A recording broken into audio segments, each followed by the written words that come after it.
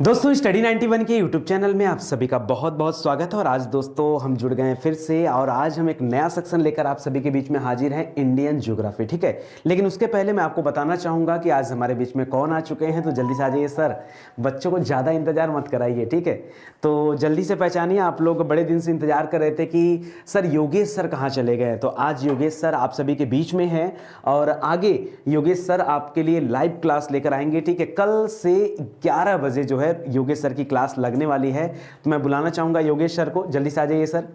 Yogesh sir आ चुके हैं आपके बीच में। ठीक है, नमस्कार दोस्तों, कैसे हो आप लोग। सबसे पहले तो मैं आप लोगों से माफी चाहूंगा कि आप लोगों को मैं बिना बताए हुए लंबे समय तक गायब रहा, पर कुछ ऐसी स्वास्थ्य संबंधित समस्याएं आ गई, फिर दूसरी समस्याएं आ गई, जिस कारण मैं आप लोगों से लगातार दूर रहा। और चलिए वो तो ठीक है। सबसे अच्छा मुझे लगा कि आप लोगों ने मुझे लगातार बहुत याद किया। कई बार तो आपका याद गुस्से के तौर पे अभिव्यक्त हुई, लगातार कई सौ मैसेज आते थे। और अब फिर मैं आप लोगों के सामने आया हूं, और अभी तो सर का सेशन है, इसलिए मैं ज्यादा समय नहीं लूंगा। पर आप लोगों से कहना चाहूंगा कि कल 11 बजे से मैं लाइव आप लोगों से जुड़ रहा हूं। आप लोग अपनी इंडियन पॉलिटी के साथ मुझसे फिर जुड़िए। और एग्जाम सब करीब आ चुके हैं, इसलिए अब हम लोगों को बहुत ज्यादा मेहनत करनी है। मेरे पास समय कम है, इस बात का आप लोगों को ध्यान रखना है, और आप लोगों के पास भी समय कम है, इसलिए इधर उधर बिल्कुल ध्यान मत दीजिए और पढ़ाई करिए। कल 11 बजे मैं आप लोगों से लाइव जुड़ूंगा, और अपने कैसे कैसे हम लोगों को तैयारी करनी है, कैसे कैसे पढ़ना है, मैं उन सब के बारे में बताऊंगा। और 12 बजे जिन जिन को भी मुझसे कोई बात करनी हो, क्योंकि लगातार आप लोग फोन कर रहे थे, यहाँ पर बताया गया कि बहुत ज्यादा आपको मिस किया, और उस याद करने के लिए बहुत बहुत धन्यवाद। बड़ा अच्छा लगता है जब आपको स्टूडेंट्स याद करते हैं, एक रिश्ता होता है और उसका मैं बहुत सम्मान करता हूं। तो इसलिए कल 12 बजे जिस बच्चे को जो भी क्वेश्चन पूछने हो, तो 12 बजे कॉल करके STD 91 के ऑफिशियल नंबर पे, ऑफिस का नंबर उसके टेलीग्राम में ग्रुप में भी होगा, ऑफिस का नंबर आप नोट कर सकते हैं। ठीक है, आपको दे दिया जा रहा है। आपको किसी भी तरह की कोई भी शिकवा गिला हो, शिकायत हो, ठीक है, तो आप इस नंबर पे कॉल कीजिएगा। कल, आज नहीं, कल जब सबकी सर की क्लास हो जाएगी उसके बाद आपको कॉल करना है इस नंबर पे। जिसको भी कोई डाउट होगा, जिसको कोई दिक्कत होगी, वो इस नंबर पे कॉल करें, और आगे की जानकारी आप प्राप्त कर सकते हैं कि कैसे और क्या आपको करना चाहिए। मैं यहाँ से हट जा रहा हूँ बोर्ड से, ताकि आप आराम से स्क्रीनशॉट ले सकते हैं। यह हमारा हेल्पलाइन नंबर है।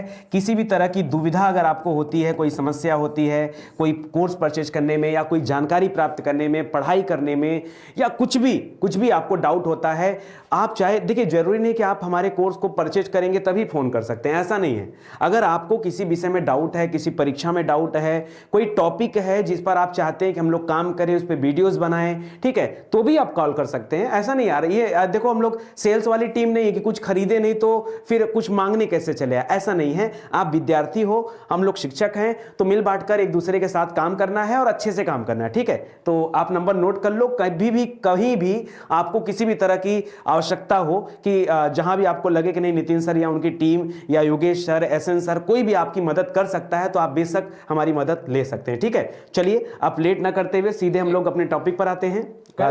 आप लोगों को अगर कोई सवाल पूछना हो तो अभी भी आप STD 91 सिविल सर्विस करके एक टेलीग्राम ग्रुप बना हुआ है, उस टेलीग्राम ग्रुप पे अपना क्वेश्चन डाल दें, ताकि कल मैं जब लाइव आऊं तो आपको उसका जवाब पहले ही दे दूं। तो याद रखिएगा, टेलीग्राम में STD 91 सिविल सर्विस, उसका लिंक नीचे दिया गया होगा, कल आप लोग कर सकते हैं। चलिए मैं चलता हूं। टेलीग्राम में जाकर के स्टडी 91 सिविल सर्विसेज के नाम से आपका टेलीग्राम में अगर सर्च करेंगे तो आपको मिल जाएगा, वहां आप अपने सवाल भेज सकते हैं। ठीक है, सवाल भेजेंगे तो कल डायरेक्ट उसका सलूशन मिल जाएगा, अदरवाइज फोन पे बातचीत हो जाएगी सर से। ठीक है, चलिए अभी स्टार्ट करते हैं। चलिए, नहीं क्लास एंड नहीं हुई है, क्लास अभी शुरू होने जा रही है। ठीक है, जैसा कि आप सभी जानते हैं कि मेरी क्लास डेली शाम को 4 बजे स्टार्ट होती है। ठीक है, आज प्रचार प्रसार का टाइम समाप्त हो गया, इस वजह से मैं प्रचार प्रसार पे ध्यान नहीं दूंगा। हालांकि आपको बताना चाहूंगा कि जो लोग भी यूपी SSSC की तैयारी कर रहे हैं, उनके लिए ऑनलाइन बैच आ चुका है, तो आप हमें ज्वाइन कर सकते हैं। दोस्तों आज जो हम लोग स्टार्ट करने जा रहे हैं, आज हम लोग स्टार्ट करने जा रहे हैं इंडियन ज्योग्राफी। क्या स्टार्ट करने जा रहे हैं?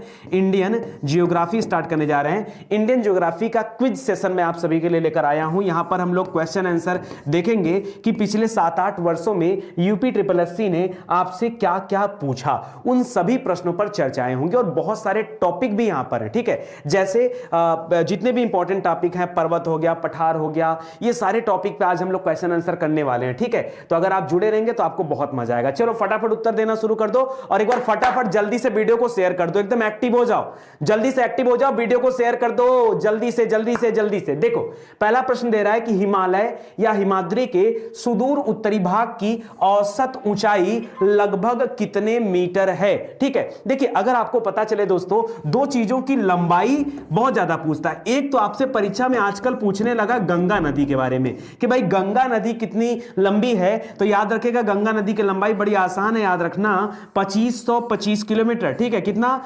2525 किलोमीटर। उसी हिसाब से एक चीज और भी पूछने लगा परीक्षा में कि हिमालय पर्वत की लंबाई कितनी है, तो इसकी भी बताइएगा कि लगभग 2500 किलोमीटर, ठीक है। इसकी लंबाई भी कितनी है दोस्तों? तो वही है लगभग 2500 किलोमीटर, ठीक है। ये लंबाई की बात कर रहा हूं मैं, ये लंबाई की बात कर रहा हूं। और आज क्या पूछा है? आज आपसे ऊंचाई पूछा है दोस्तों। ऊंचाई की बात की जाए तो आप सभी को पता होगा कि हिमालय पर्वत की जो सबसे ऊंची चोटी है उसका नाम है माउंट एवरेस्ट। क्या नाम है? माउंट एवरेस्ट, जिसे नेपाल में सागर माता के नाम से भी जाना जाता है, सागर माता के नाम से भी जाना जाता है। यह भारत में नहीं है, यह नेपाल में है। यह दुनिया की सबसे ऊंची चोटी है जिसका नाम है माउंट एवरेस्ट।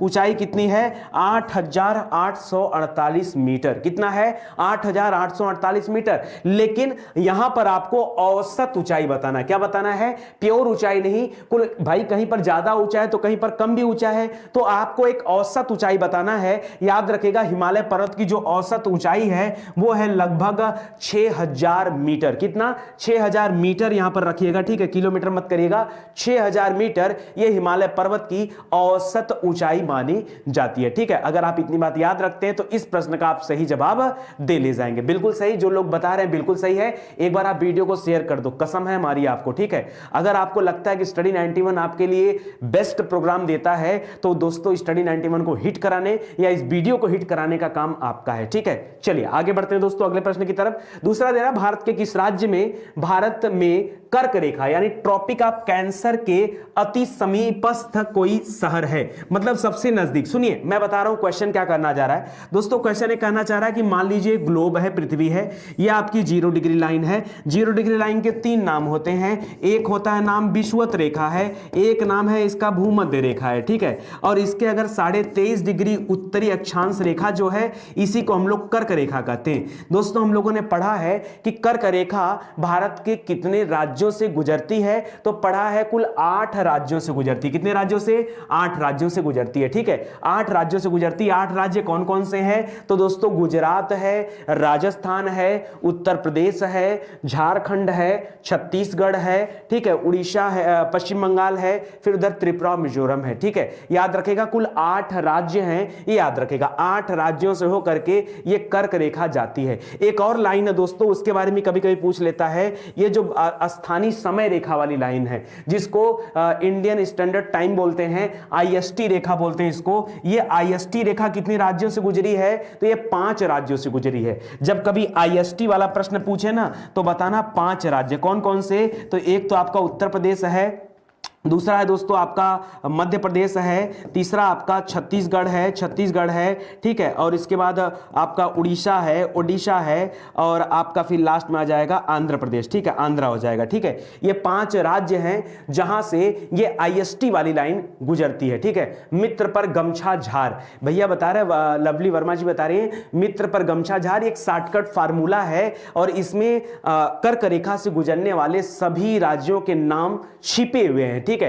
तो कहने को आप याद रख सकते हो अगर आपकी इच्छा है तो, ठीक है। चलो आगे देखते हैं दोस्तों। तो देखो ये प्रश्न क्या पूछ रहा है, प्रश्न कह रहा है कि ये जो भारत के बीचों बीच से रेखा गुजरती है कर्क रेखा, ये कर्क रेखा के सबसे नजदीक कौन सा शहर है? शहर का नाम तो यहां पे दिया नहीं, लेकिन आपसे पूछ रहा है कोई अति समीपस्थ शहर बताइए। तो दोस्तों बताऊं आपको, ये क्वेश्चन एक विवादित प्रश्न था। जब एग्जाम में आपके पूछा गया था, ये कनिष्ठ सहायक परीक्षा 2020 में आया था और यह विवादित प्रश्न था। क्यों? क्योंकि दोस्तों आपने नाम सुना होगा मध्य प्रदेश में जबलपुर का, ठीक है। मध्य प्रदेश का जो जबलपुर है, मध्य प्रदेश का भोपाल है। देखिए मध्य प्रदेश के 3 स्थान है, 3 ऐसे जिले हैं, ठीक है। एक है उज्जैन जिला जरा याद रखेगा, उज्जैन जिला, मिजोरम का आइजोल, मिजोरम का आइजोल, मैं सब बता दे रहा हूं कौन कौन नजदीक है। मिजोरम का आइजोल नजदीक है, उज्जैन इसका नजदीक है, इसका जबलपुर नजदीक है, जबलपुर नजदीक है, और इसका भोपाल भी नजदीक है। ठीक है, एक्यूरेट देखेंगे तो भोपाल सबसे नजदीक पड़ता है। मध्य प्रदेश का जो भोपाल है ये भूमध्य नहीं, ये कर्क रेखा के एकदम एकदम नजदीक पड़ता है। यहां तो राजस्थान नहीं दिया है, अगर राजस्थान देता ना तो याद रखेगा राजस्थान का उदयपुर भी कर्क रेखा के निकट ही पड़ता है। ठीक है, ये निकट ही पड़ता है। ठीक है, तो इसको याद रखेगा। इसी तरह से अगर तला भी इधर हो जाएगा तो इस प्रश्न का उत्तर जो वहां माना गया था, जो आयोग ने माना है, वो माना है त्रिपुरा। आयोग ने क्या माना है? आयोग ने इसका उत्तर माना है त्रिपुरा। लेकिन मैं आपको बता दूं दोस्तों, त्रिपुरा के साथ साथ इसका उत्तर क्या है? इसका उत्तर मध्य प्रदेश भी कर सकते हो। क्यों? क्योंकि बात भोपाल की आ जाएगी। बात किसकी आ जाएगी दोस्तों? बात भोपाल की आ जाएगी। ठीक है, अगर आप त्रिपुरा करते हो, ठीक है, जैसा कि माना है किसने? आयोग ने माना है। तो मैंने अभी आपको बताया कि त्रिपुरा का जो अगरतला है, त्रिपुरा की राजधानी अगरतला, यह भी कर्क रेखा के नजदीक ही है। ठीक है, तो आयोग ने माना है त्रिपुरा, और मैं मान रहा हूं मध्य प्रदेश, क्योंकि जहां तक मेरी जानकारी है मध्य प्रदेश का भोपाल सबसे नजदीक है। एक बार आप इसको चेक कर लीजिएगा, आपको भी समझ में आ जाएगा। ठीक है, चलिए मेरा सही है, त्रिपुरा बिल्कुल सही है, मानने को मान सकते हो भाई, आयोग ने माना तो आप भी मानो। उस पड़ोसी राष्ट्र, राष्ट्र माने देश, राष्ट्र माने क्या हो जाता है दोस्तों? राष्ट्र मींस हो जाता देश। ठीक है, उस पड़ोसी देश की पहचान करें जिसके साथ भारत अपनी सबसे लंबी सीमा रेखा साझा करता है। सबसे ज्यादा लंबी सीमा रेखा भारत किसके साथ साझा करता है? देखो, जब कभी इस तरह के प्रश्न बनते हैं ना, आपको बताऊं कंफ्यूजन कहां कहां पे होता है। सुनिएगा मेरी बात, सब नोट कर डालिए दोस्तों। देखिए, नोट करिए जरा, बहुत गजब चीज नोट कराने वाला हूं मैं। एक पूछता है कर्क रेखा कितने जगह से गई है, आप बताना 8। दूसरा प्रश्न पूछता है आईएसटी लाइन कितने जगह से गुजरी हुई है, आप बताना 5। ठीक है, 2 क्वेश्चन। तीसरा पूछेगा कितने तटीय राज्य हैं, कितने तटीय राज्य हैं, मतलब भारत में कितने राज्य हैं जो तट पर स्थित हैं, तो बताइएगा 9। कितना बताएंगे? 9। ठीक है, फिर आपसे पूछेगा दोस्तों कि भारत जो है ये सबसे लंबी, 2 चीज पूछता है। एक, किस देश के साथ सीमा लगा बनाता है, सबसे लंबी सीमा किस देश के साथ बनाता है, एक प्रश्न ये बनता है। ठीक है, तो बताइएगा सबसे लंबी सीमा रेखा बनाता है वो बांग्लादेश के साथ। किसके साथ दोस्तों? 4000 से अधिक किलोमीटर की सीमा रेखा बनती है बांग्लादेश के साथ। तो जो ये प्रश्न पूछ रहा है, इस प्रश्न का सही उत्तर क्या हो जाएगा? इस प्रश्न का सही उत्तर हो जाएगा फिलहाल तो बांग्लादेश। क्या हो जाएगा? फिलहाल तो इसका हो जाएगा उत्तर बांग्लादेश। एक प्रश्न और आपसे पूछता है सबसे लंबी जलीय सीमा रेखा। क्यों? क्योंकि दोस्तों ये गुजरात है और ये देखिए जल के किनारे ये सारा एरिया। ठीक है, तो याद रखिए, अगर आपसे पूछे सबसे लंबी जलीय सीमा रेखा या समुद्री सीमा रेखा किस राज्य की है, ठीक है, तो आप क्या बताएंगे दोस्तों? तो आप बताइएगा गुजरात राज्य की सीमा रेखा क्या है? सबसे ज्यादा है। गुजरात राज्य की सीमा रेखा सबसे लंबी है। कब? जब वो जल के साथ सीमा बनाता है। जब वो देश के साथ सीमा बनाता है तो क्या बताएंगे? बांग्लादेश।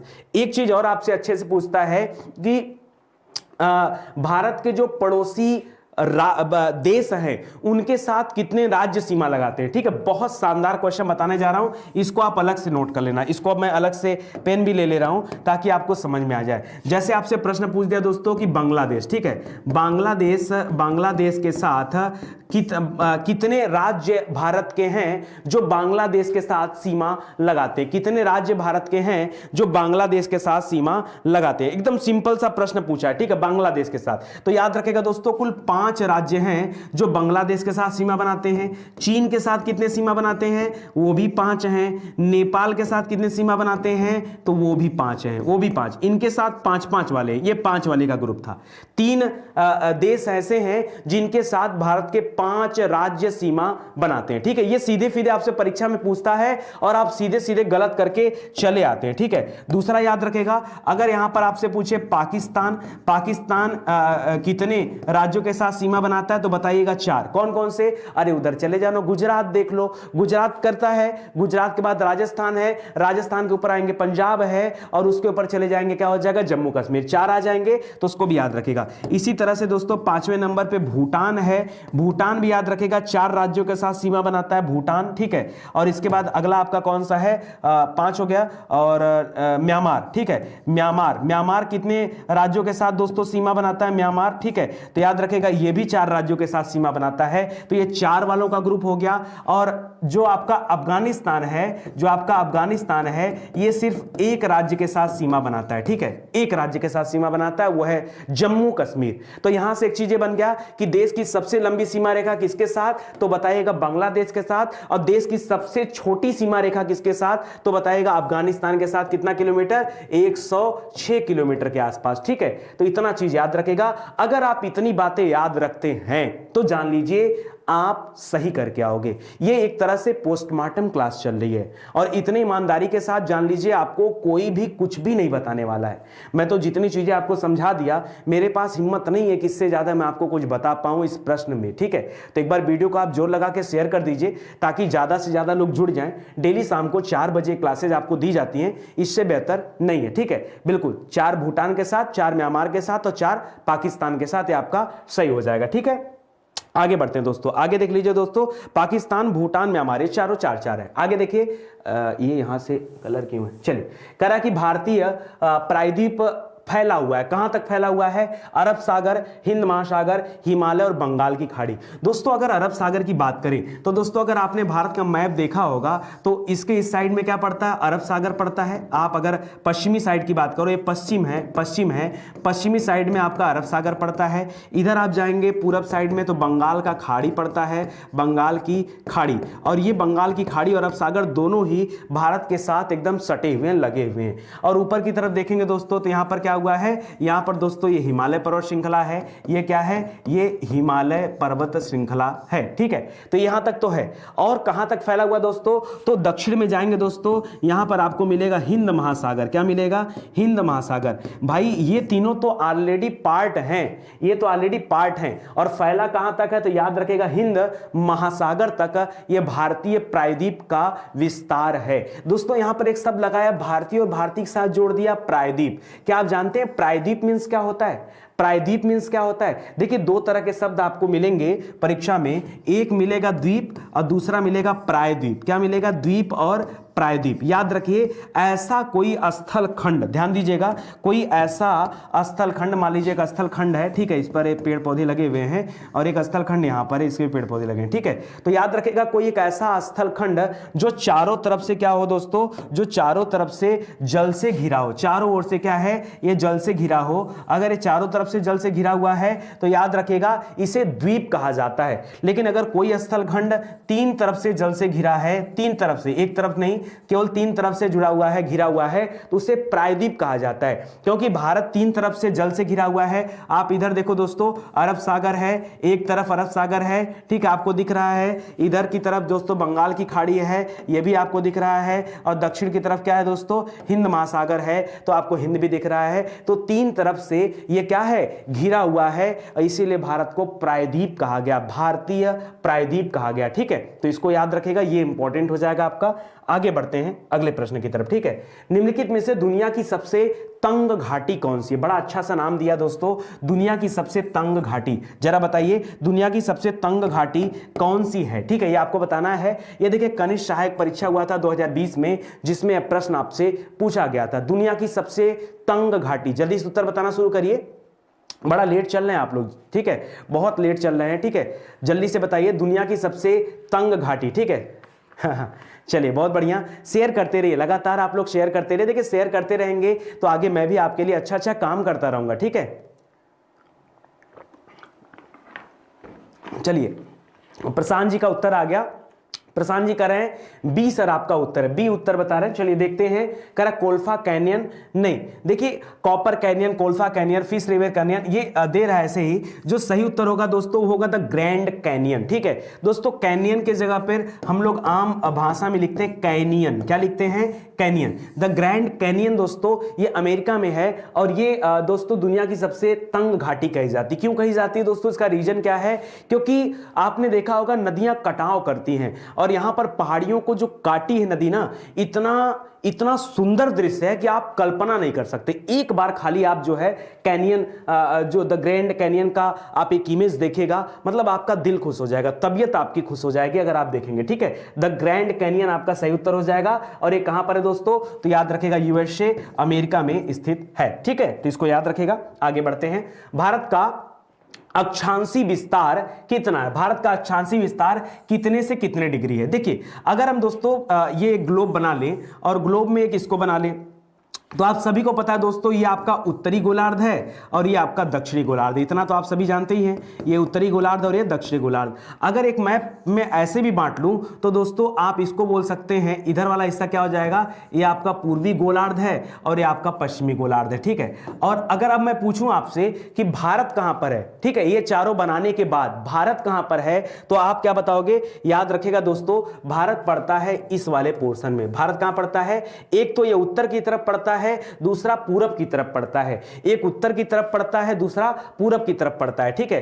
तो ये याद रखेगा भारत जो है ये उत्तरी गोलार्ध का भी हिस्सा है और पूर्वी गोलार्ध का भी हिस्सा है, क्योंकि ये वाला जो पोर्शन है दोस्तों, ये वाला जो पोर्शन है ये आपका पोर्शन कैसा है, याद रखेगा ये उत्तरी गोलार्ध और पूर्वी गोलार्ध का हिस्सा है जहां पर भारत आपका स्थित है। तो भारत जो दोस्तों, भारत का विस्तार कितना है, और आपसे पूछ रहा है भारत का अक्षांशी विस्तार। देखिए दो चीजें आपसे पूछता है, एक पूछता है भारत का अक्षांशी विस्तार, दो चीजें आपसे पूछेगा, एक पूछता है भारत का अक्षांशी विस्तार, एक पूछता है भारत का देशांतरी विस्तार, ठीक है। मैंने आपको बताया दोस्तों अक्षांशी और देशांतरी में क्या अंतर होता है। अक्षांशी विस्तार माने होता है ये जब कोई अक्षांश रेखा होती है, अक्षांश रेखा हमेशा एक दूसरे के समानांतर होती हैं और ये क्षैतिज अवस्था में होती है, क्षैतिज यानी लेटी हुई अवस्था में होती है, ठीक है। जबकि अगर देशांतर की बात करता तो खड़ी रेखाएं होती हैं जिन्हें देशांतर रेखा का नाम दिया जाता है। जब कभी क्षैतिज की बात करना है तो आपको पता होगा, मान लीजिए ऐसे भारत है तो सबसे उत्तर में क्या है दोस्तों, जम्मू कश्मीर, और सबसे दक्षिण में क्या है, आप कहोगे तमिलनाडु कन्याकुमारी। नहीं,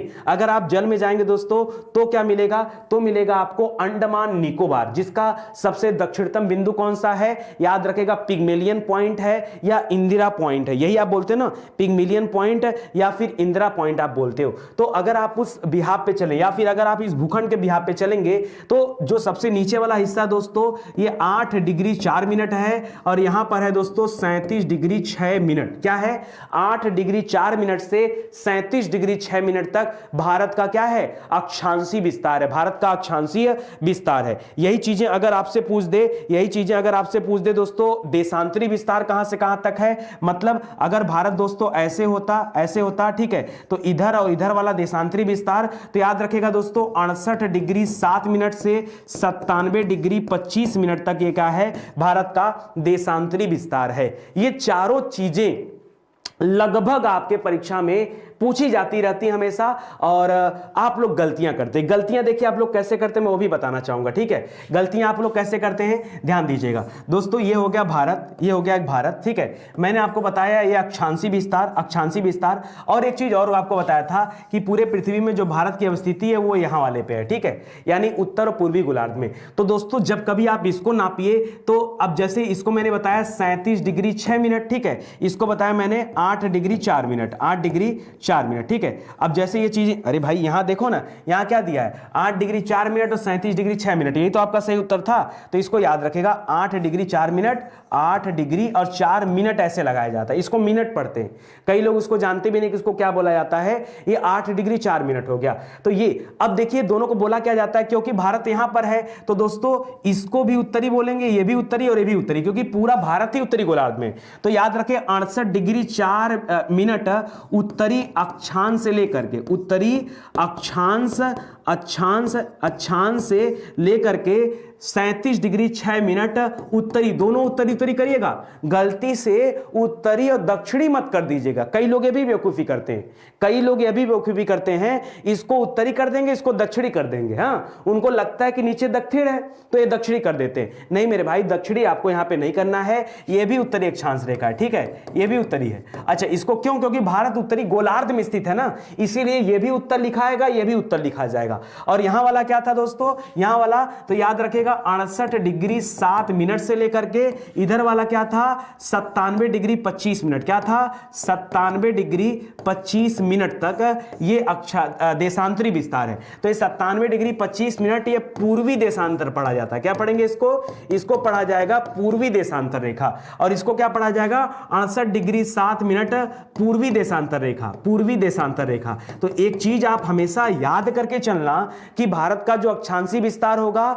वहां यह शब्द जरूर ढूंढना, उत्तरी उत्तरी, और भारत का देशांतरी विस्तार में पूर्वी पूर्वी। कोई पूछे क्यों तो बताना उसको कि भारत की जो स्थिति है वो उत्तरी गोलार्ध में है और पूर्वी गोलार्ध में है, तो उत्तर पूर्वी गोलार्ध आप बोल सकते हैं। अब बताइए क्या अब भी आपका क्वेश्चन गलत होगा? क्या परीक्षा में अब भी आपसे प्रश्न गलत होंगे? नहीं गलत होंगे। अगर आप विश्वास करेंगे, बिलीव करेंगे तो ठीक है। ठीक है, चलिए। सर आप हिंदी नहीं पढ़ा रहे हैं? नहीं, हिंदी की क्लास चल रही है दोस्तों, इधर भी 2 दिन से छुट्टी आपकी चल रही है क्योंकि अखिलेश सर अभी हमारे बीच में नहीं है। ठीक है, थोड़ी सी उनकी तबीयत खराब थी, इस वजह से वो 2-3 दिन की छुट्टी पर गए हुए हैं। ठीक है, चलिए आगे देखते हैं। कर्क रेखा निम्नलिखित में से किन राज्यों से गुजरती? कर्क रेखा मैंने आपको बताया, कर्क रेखा 8 राज्यों से गुजरती है। ठीक है, तो किन राज्यों से गुजरती है भाई? गुजरात से जाती है, झारखंड से भी जाती है, मिजोरम से भी जाती है, असम से नहीं जाती है, असम से नहीं जाती है। तो 1, 2 और 4 यहां पर हो जाएगा। ठीक है, 1, 2, 4 जहां भी आपको मिल जाए 1, 2, 4 आप सही कर लीजिएगा, ऑप्शन नंबर 3। ठीक है, और मित्र पर गमछा झार आपको मिल ही गया था। अरे भाई मित्र पर गमछा झार, मित्र पर गमछा झार, ठीक है, ये आपको मिल ही गया था। झार से झारखंड हो जाता है, 6 से छत्तीसगढ़, म से मध्य प्रदेश, ठीक है, ग से गुजरात, और मित्र पर ऐसे लगा दिया गया, पर में कुछ नहीं है, त्र से त्रिपुरा, म से मिजोरम। ठीक है, तो ये सब है यहाँ पर। ठीक है, तो कुल मिला जुला के 8 हो जाएंगे। ठीक है, इसको आप याद रखेगा। आगे देखिए दोस्तों, निम्नलिखित में से कौन सा जिला भारत की अंतरराष्ट्रीय सीमा पर स्थित है? कौन सा जिला अंतरराष्ट्रीय सीमा रेखा? अच्छा, देखिए यहां पर देखिए एक शब्द लिख रहा है अंतरराष्ट्रीय सीमा रेखा। जरा इत्मीनान से सोच के बताओ, कई लोगों का दिमाग फटाक से चला गया कर्क पे, विषुवत रेखा पे, मकर रेखा पे, IST लाइन पे। दोस्तों सब आपको नहीं सोचना है। आपको क्या सोचना है? आपको यह सोचना है मेरे भाई, अंतरराष्ट्रीय सीमा रेखा कहां होता है? 2 देशों के बीच में जो सीमा रेखा होती है उसे अंतरराष्ट्रीय सीमा रेखा का नाम दिया जाता है, उसे अंतरराष्ट्रीय सीमा रेखा का नाम दिया जाता है। और इसमें से कौन सा जिला अंतरराष्ट्रीय सीमा रेखा पर स्थित है यह आपको बताना है।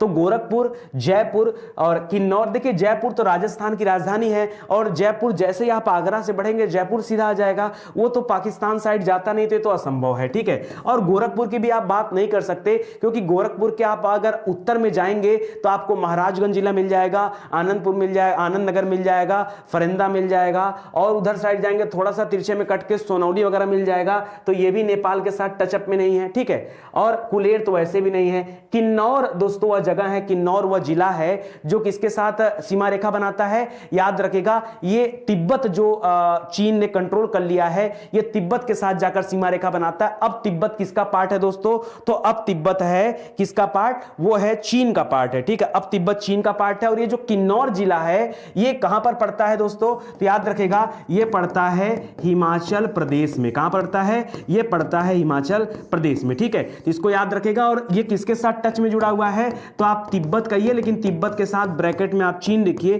क्योंकि अब तिब्बत का अपना कोई अस्तित्व नहीं है। जब इसका अस्तित्व था उस समय इसकी राजधानी लासा हुआ करती थी। क्या होती थी? लासा इसकी राजधानी हुआ करती थी। तो किन्नौर आपका क्या हो जाएगा? सही उत्तर हो जाएगा। आगे देखिए, इनमें से कौन सी भारतीय क्षेत्र में एक खाड़ी नहीं है? कौन सा भारतीय क्षेत्र में एक खाड़ी नहीं है? जो खाड़ी नहीं है वो बताना है। ग्राम विकास अधिकारी की परीक्षा हुई थी 2018 में, जिसमें यह प्रश्न पूछा है कौन सा क्षेत्र में खाड़ी नहीं है। ठीक है, कच्छ की खाड़ी दोस्तों कहां पर पड़ता है? कच्छ की खाड़ी दोस्तों गुजरात में पड़ता है, आप सभी को पता है, कोई बताने वाली बात नहीं है। अच्छा एक चीज और मेरे भाई बता दूं, आप बहुत कंफ्यूज होते हो। गुजरात में 2 खाड़ी है, एक कच्छ की खाड़ी है, एक खंभात की खाड़ी है। देखिएगा, एक कच्छ की खाड़ी है गुजरात में और एक खंभात की खाड़ी है। मैं क्यों आपको बता रहा हूं, कभी पता है कभी कभी मैपिंग में पूछ देता है ना, तो आप कंफ्यूज हो जाते हो। आप सोचते हो सर पता नहीं कहां पर होता है कच्छ की खाड़ी, कहां खंभात है। तो मैं आपको एक अगर मैप छोटा सा दिखाऊं दोस्तों, एक मैप दिखाऊं। देखिए गुजरात ऐसे कुछ बना हुआ है, ठीक है, ऐसे बना हुआ है, तो ऊपर की तरफ याद। अच्छा ये बताइए, आप जब हिंदी पढ़ते हैं तो पहले क आता है कि पहले ख आता है? आप कहोगे सर क आता है। पहले क्या आता है? क आता है। तो ऊपर की तरफ लिखिए लिखिएगा कच्छ की खाड़ी। क्या लिखेंगे ऊपर? ऊपर आप लिखेंगे कच्छ की खाड़ी, और नीचे यहां क्या लिखेंगे? खंभात की खाड़ी। कच्छ की खाड़ी और खंभात की खाड़ी, इसको आप याद रखिएगा क्योंकि आप अक्सर करके जो है भूल जाते हैं। याद रहेगा ना? ठीक है, चलिए आगे बढ़ते हैं। कैम्बे की खाड़ी या खंभात की खाड़ी, बात वही है। मन्नार की खाड़ी दोस्तों, अगर आप आ जाओ भारत के नीचे थोड़ा सा, और ये भारत का नीचे देख रहे हैं जहां पर ये श्रीलंका जाने का एक मार्ग बना हुआ है, ठीक है, तो श्रीलंका जाने का जहां मार्ग बना हुआ है दोस्तों, ठीक है, अब तो यह एडम जो ब्रिज है जिसे राम सेतु के नाम से जाना जाता है, श्री रामचंद्र जी ने लंका जाने के लिए जिस सेतु का निर्माण किया था वो वाला सेतु यहां पर है, ठीक है। तो इसके ऊपर की तरफ और इसके नीचे की तरफ जो चीजें हैं, इसके ऊपर की तरफ दोस्तों पाक जल संधि है, इसके नीचे की तरफ मन्नार की खाड़ी है। क्या है? मन्नार की खाड़ी है। तो मन्नार की खाड़ी भी जुड़ी हुई है इसे। अकाबा की जो खाड़ी दोस्तों ये आपका होगा क्योंकि ये भारत से संबंधित नहीं है, और आपसे पूछा भी है कि कौन सा भारतीय क्षेत्र में नहीं आता है। अकाबा की खाड़ी ये लाल सागर के पास में पड़ता है। कहां पड़ता है? ये लाल सागर के पास में पड़ता है। और अगर मैं बात करूं दोस्तों लाल सागर की, तो जरा ध्यान दीजिएगा, लाल सागर के पास में आपका सऊदी अरबिया वगैरह देश है ना, वो इस अकाबा की खाड़ी के पास में पड़ता है। तो इसलिए 9 का उत्तर हो जाएगा डी। ठीक है, 9 का उत्तर हो जाएगा डी। देखो पहली बात याद रखो, मेरी क्लास में जो भी बच्चा आता है, अगर आप डायरेक्ट उत्तर बताओगे अकाबा की खाड़ी, तो एक चीजें और भी याद रखो कि सर हमें केवल उत्तर नहीं बताना है, हमें एक एक पॉइंट के बारे में जानना है। हमें एक एक पॉइंट के बारे में जानना है, क्योंकि अगर आप पॉइंट के बारे में नहीं जानेंगे तो आप अपने साथ धोखा दे रहे हैं। आपको लग रहा होगा कि नहीं आपको बहुत कुछ आता है, अगर बहुत कुछ आता है तो आपका सिलेक्शन क्यों नहीं हो जाता? मुझे बताओ क्यों? क्योंकि कहीं ना कहीं कोई ना कोई कमी है, उस कमी को देख करके आपको दूर करना पड़ेगा। और दूर कब कर सकते हो? जब आप इस तरह की प्रैक्टिस करो, एकदम कॉन्सेप्ट बेस्ड प्रैक्टिस करो, एक एक पॉइंट पर डिटेल से चर्चा करो। क्यों? अब आपको खाली ये मत देखो कि कोई हमको 10 मिनट में 500 क्वेश्चन पढ़ा दे, वो काम आपको नहीं करना है। एक एक क्वेश्चन पर चर्चा करना है कि गलती से अगर हमको कोई नींद में भी होना तो मेरे से उत्तर गलत नहीं होना चाहिए, इतना ज्यादा कॉन्फिडेंस रखना होगा। ठीक है, चलिए बहुत बहुत धन्यवाद सूरज जी। ठीक है, सूरज जी का बार बार मैसेज आ रहा है कि सर मैं आपसे आग्रह करता हूं कि पीडीएफ देने का कष्ट करें। मैंने आपसे कल प्रॉमिस किया था कि कल मैं जो है पूरा पीडीएफ बनाऊंगा। आप विश्वास करिए, मैं रात को ईमानदारी के साथ बता रहा हूं, रात को करीब 12:30-1 बजे तक मैं इस पीडीएफ पे काम किया हूं। काम करने के बाद मैं सोने गया हूं, सोया लेटा था, नींद नहीं आ रही थी, फिर से 2 बजे उठा हूं। 2 बजे उठने के बाद फिर से आपके पीडीएफ के ऊपर काम किया हूं, फिर सोया हूं 3:30 बजे, और फिर उसके बाद जाकर के तब मुझे नींद आई है थोड़ी 4 बजे जाकर के, और सो करके फिर 7 बजे सुबह फोन आ गया, फिर 3 घंटे बाद उठ भी गया हूं। ठीक है, तो ये मैं कुछ ऐसा नहीं बता रहा हूं, पीडीएफ बहुत शानदार बना है, मतलब एकदम यूनिक कॉन्सेप्ट का पीडीएफ है। आज बन भी गया है, ठीक है, आज बन भी गया है। एक सेक्शन में मैंने ट्रायल के रूप में पीडीएफ अपलोड भी कर दिया है। अगर आपको बिलीव नहीं हो, रात में मैं ट्रायल कर रहा था, उसको अपलोड भी किया हूं। आप जाइए, आप स्टडी 91 की वेबसाइट में आ जाइए या एप्लीकेशन में आ जाइए, वहां पर एक सेक्शन आपको दिखेगा, ऊपर की तरफ टाइटल में एक सेक्शन दिखेगा एग्जाम वाइज पीडीएफ। क्या दिखेगा? Exam wise PDF. उस एग्जाम वाइज पीडीएफ पे क्लिक करिएगा और आपको उसके अंदर मिल जाएगा, क्या मिलेगा? मिलेगा यूपी SSSC पेट एग्जाम। ठीक है, उस पर क्लिक करिएगा, आपको हिस्ट्री का पीडीएफ मिल जाएगा। वही मैं अपना ट्रायल कर रहा था, आप डाउनलोड करके देख सकते हैं कि सर आप झूठ, अभी देख सकते हैं, तुरंत देख सकते हैं कि सर आप झूठ बोल रहे हैं कि सच बोल रहे हैं। ठीक है, सारा पीडीएफ बन गया है। ठीक है, मोबाइल मेरे पास नहीं, वरना मैं आपको तुरंत दिखा देता। सारा पीडीएफ बन गया है। जैसी मेरी क्लास समाप्त होती है, मैं पिछली सारी क्लासेस की पीडीएफ आपको प्रोवाइड कर दूंगा, क्योंकि मैं अपने हाथ से काम कर रहा हूं। मैंने कहा कि काम मैं स्वयं करूंगा। ठीक है, अभी मैं अपनी टीम से बोलता हूं, कर देते लोग, ठीक है, लेकिन मैंने कहा नहीं, जब मैं उतना काम मैं किया हूं तो बचा खुचा काम भी अब मैं ही करूंगा। इसके बाद से आप लोग करिएगा। ठीक है, तो आप बिल्कुल परेशान मत होइए। ठीक है, इसको याद रखेगा, अकाबा की खाड़ी। आगे देखते हैं, भारत का सबसे बड़ा एकल द्वीप सुदूर दक्षिण में कौन सा है? ठीक है, सबसे बड़ा एकल द्वीप। ठीक है दोस्तों, जो सबसे बड़ा द्वीप है दक्षिण में, अगर हम रामेश्वरम की बात करें तो यह भी दक्षिण में है। इसी के पास में दोस्तों एक ब्रिज बना हुआ है पंबन का नाम सुना है? पंबन, वो भी याद रखेगा, बड़ा इंपॉर्टेंट है, आपसे पूछता रहता है। ठीक है, मिनिकॉय, तो दोस्तों लक्षद्वीप के पास में मिनिकॉय, ये तो अलग हो जाएगा, कार निकोबार और ग्रेट निकोबार। दोस्तों अगर इन सभी में सबसे दक्षिणतम की बात कर दे तो सबसे दक्षिण में पड़ेगा ग्रेट निकोबार द्वीप। द्वीप, कौन सा? ग्रेट निकोबार द्वीप पड़ेगा, जिसे हम बड़ा निकोबार बोलते हैं, ग्रेट निकोबार, ये सबसे दक्षिणतम है, तो इसको भी आप याद रखेगा। अच्छा, उत्तर दक्षिण की बात कर दिया है तो एक चर्चा मैं करना चाहूंगा। कभी कभी आपसे पूछता दोस्तों सबसे दक्षिणतम बिंदु, सबसे उत्तरी बिंदु, सबसे पश्चिमी बिंदु। तो दोस्तों देखो, सबसे दक्षिणतम, सबसे सब कुछ बता रहा हूं। देखिए इधर है आपका उत्तर दिशा, उत्तर दिशा में जो सबसे उत्तरी बिंदु है उस बिंदु का नाम है इंदिरा कौल। क्या नाम है? इंदिरा कौल, कौल, ठीक है, इसको याद रखेगा, बहुत इंपॉर्टेंट है। जो सबसे पूर्वी बिंदु दोस्तों, जो सबसे पूर्वी बिंदु है उसका नाम है कीबीथू। क्या नाम है? कीबीथू, इसको याद रखेंगे, सबसे पूर्वी है। जो सबसे पश्चिमी बिंदु है दोस्तों उसका नाम क्या है? उसका नाम है गुहार मोता। क्या नाम है? गुहार मोता, ठीक है, उसका नाम है गुहार मोता, ठीक है। और जो सबसे दक्षिणतम बिंदु है, अगर अब देखिए दक्षिणतम में दो चीजें आती है। दक्षिणतम में एक दक्षिणतम यहां पर है, तो एक स्थलीय सीमा वाला दक्षिणतम है जो स्थल खंड से टच है, जिसको बोलते हैं कैमोरिन, ठीक है, कैमोरिन, ठीक है, कैमोरिन करके नाम इसका है। ये तमिलनाडु में पड़ता है, तमिलनाडु में पड़ता है, ठीक है, इसको याद रखेगा, कन्याकुमारी के पास में। और अगर आप अंडमान निकोबार वाले में ले लेंगे तो इसका नाम है इंदिरा पॉइंट। क्या नाम है? इंदिरा पॉइंट इसका नाम है। पहले के जमाने में इसको एक और नाम से जाना जाता था, पारसेक पॉइंट के नाम से जाना जाता था, ठीक है। तो परीक्षा में कभी कभी पूछ लेता। इसके भी पहले एक और नाम था, पिगमेलियन पॉइंट इसको कहा जाता था। क्या बोलते थे? Pygmalion point. क्या पता परीक्षा में कहां से क्या पूछ दे, तो ये सारा तथ्य आप याद रखेगा, ठीक है। इतनी चीजें आपको याद हो गई हैं, ठीक है। क्या करना है? अच्छा, पीडीएफ दिखाना है। ओहो, तो लोग एक्टिव है, बोल रहे हैं सर पीडीएफ दिखाई दीजिए, क्योंकि आप बताए हैं तो एक बार पीडीएफ आप दिखा दीजिए। तो अगर वेबसाइट की बात करेंगे तो मैं साइट पर भी आपको पीडीएफ दिखा सकता हूं, ठीक है। बात आई गई दिखाने की तो मैं दिखा देता हूं, क्योंकि नहीं तो आपको बिलीव नहीं होगा। ये आप स्टडी एंडिंग वेबसाइट में आएंगे, साइड में जो ट्रिपल लाइन इस पर क्लिक करिएगा, पीडीएफ स्टडी मटेरियल मिल जाएगा आपको, पीडीएफ स्टडी मटेरियल। यहाँ एग्जाम वाइज पीडीएफ बना हुआ है, एग्जाम वाइज पीडीएफ। शायद स्क्रीन बहुत छोटी आ रही हो, इस वजह से आपको न दिख रहा हो। एग्जाम वाइज पीडीएफ, वहां क्लिक करेंगे आपको यूपी मिल जाएगा, और यूपी के अंदर आकर के आपको पीडीएफ मिल जाएगा। बिल्कुल घबराइए मत, मैंने कहा ना कि मैं स्वयं से काम किया हूं, ठीक है, ये काम मैं स्वयं से किया हूं, तो एकदम आपको हैरान परेशान होने की जरूरत नहीं है, ठीक है। आपको सिंपली क्या करना है? ये काम करना है, ठीक है। चलिए वीडियो को शेयर करते रहिए और अच्छे से काम करिए, ठीक है। चलिए आगे बढ़ते हैं दोस्तों। आगे देखिए, भारत के किस राज्य का सबसे लंबा समुद्री किनारा है? दोस्तों ये तो मैं आपको पढ़ा चुका हूं। सबसे लंबा समुद्री जो किनारा है ये किसका है दोस्तों? ये गुजरात का है। ये किसका है? सबसे लंबी समुद्री सीमा कौन बनाता है? ये गुजरात बनाता है। तो गुजरात आपको याद रखेगा, गुजरात का पहला स्थान। दोस्तों पहला स्थान तो हर बच्चा रटा है। अब आपसे एग्जाम में मैं लिखित बता दूं, कभी भी जिंदगी में पहला स्थान किसका ये कभी नहीं पूछेगा। क्यों? क्योंकि ये प्रश्न हर बच्चे को पता चल चुका। अब पूछेगा आपसे दूसरा स्थान। अगर दूसरा पूछ दिया तो आप क्या करोगे? कहानी तो तब बनती है ना, पहला तक तो चीजें ठीक थी, अब दूसरा बन जाएगा तो आप क्या करोगे ये बताओ, ठीक है। तो दूसरे में याद रखेगा दोस्तों, दूसरा स्थान किसका बनता है? जरा आप भी कमेंट करना शुरू करो। दूसरा स्थान बनता है किसका? आंध्र प्रदेश का। किसका बनता है दोस्तों? दूसरा स्थान बनेगा आंध्र प्रदेश का। दोस्तों अगर तीसरा कभी पूछ ले तीसरा स्थान किसका है, तो क्या बताएंगे दोस्तों? तीसरा स्थान बनता है तमिलनाडु का। तीसरा स्थान किसका है? अरे तमिलनाडु ऐसे है ना, ऐसे घूम कर आया हुआ है, इसलिए दोस्तों थोड़ा सा लंबा सीमा रेखा बन जाता है। ये तीसरा स्थान तमिलनाडु का। चौथा स्थान दोस्तों 3 4 5 स्थान याद रखेंगे, तमिलनाडु हो जाएगा, ठीक है।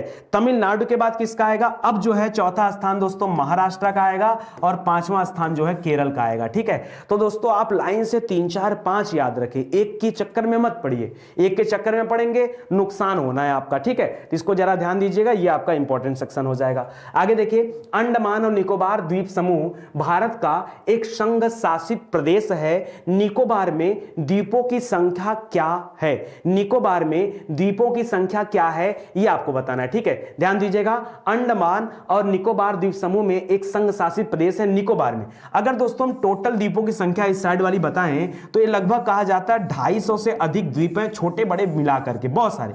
कई जगह किताबों में अलग अलग डेटा मिलेगा। दोस्तों आपको सब नहीं बताना। आपसे क्या पूछा? आपसे स्पेशली पूछा है कि केवल कहां पर? निकोबार वाले में, निकोबार में द्वीपों की संख्या कितनी है आपसे केवल ये पूछा है तो आप इसको बताइए, निकोबार में द्वीपों की संख्या कितनी है। जिन्हें भी UP+C पेट के रिगार्डिंग लेखपाल की बैच ज्वाइन करना होगा वो जल्दी से आ जाएं और लेखपाल की बैच आप ज्वाइन कर सकते हैं, ठीक है, आपको स्क्रीन पर दिख रहा होगा।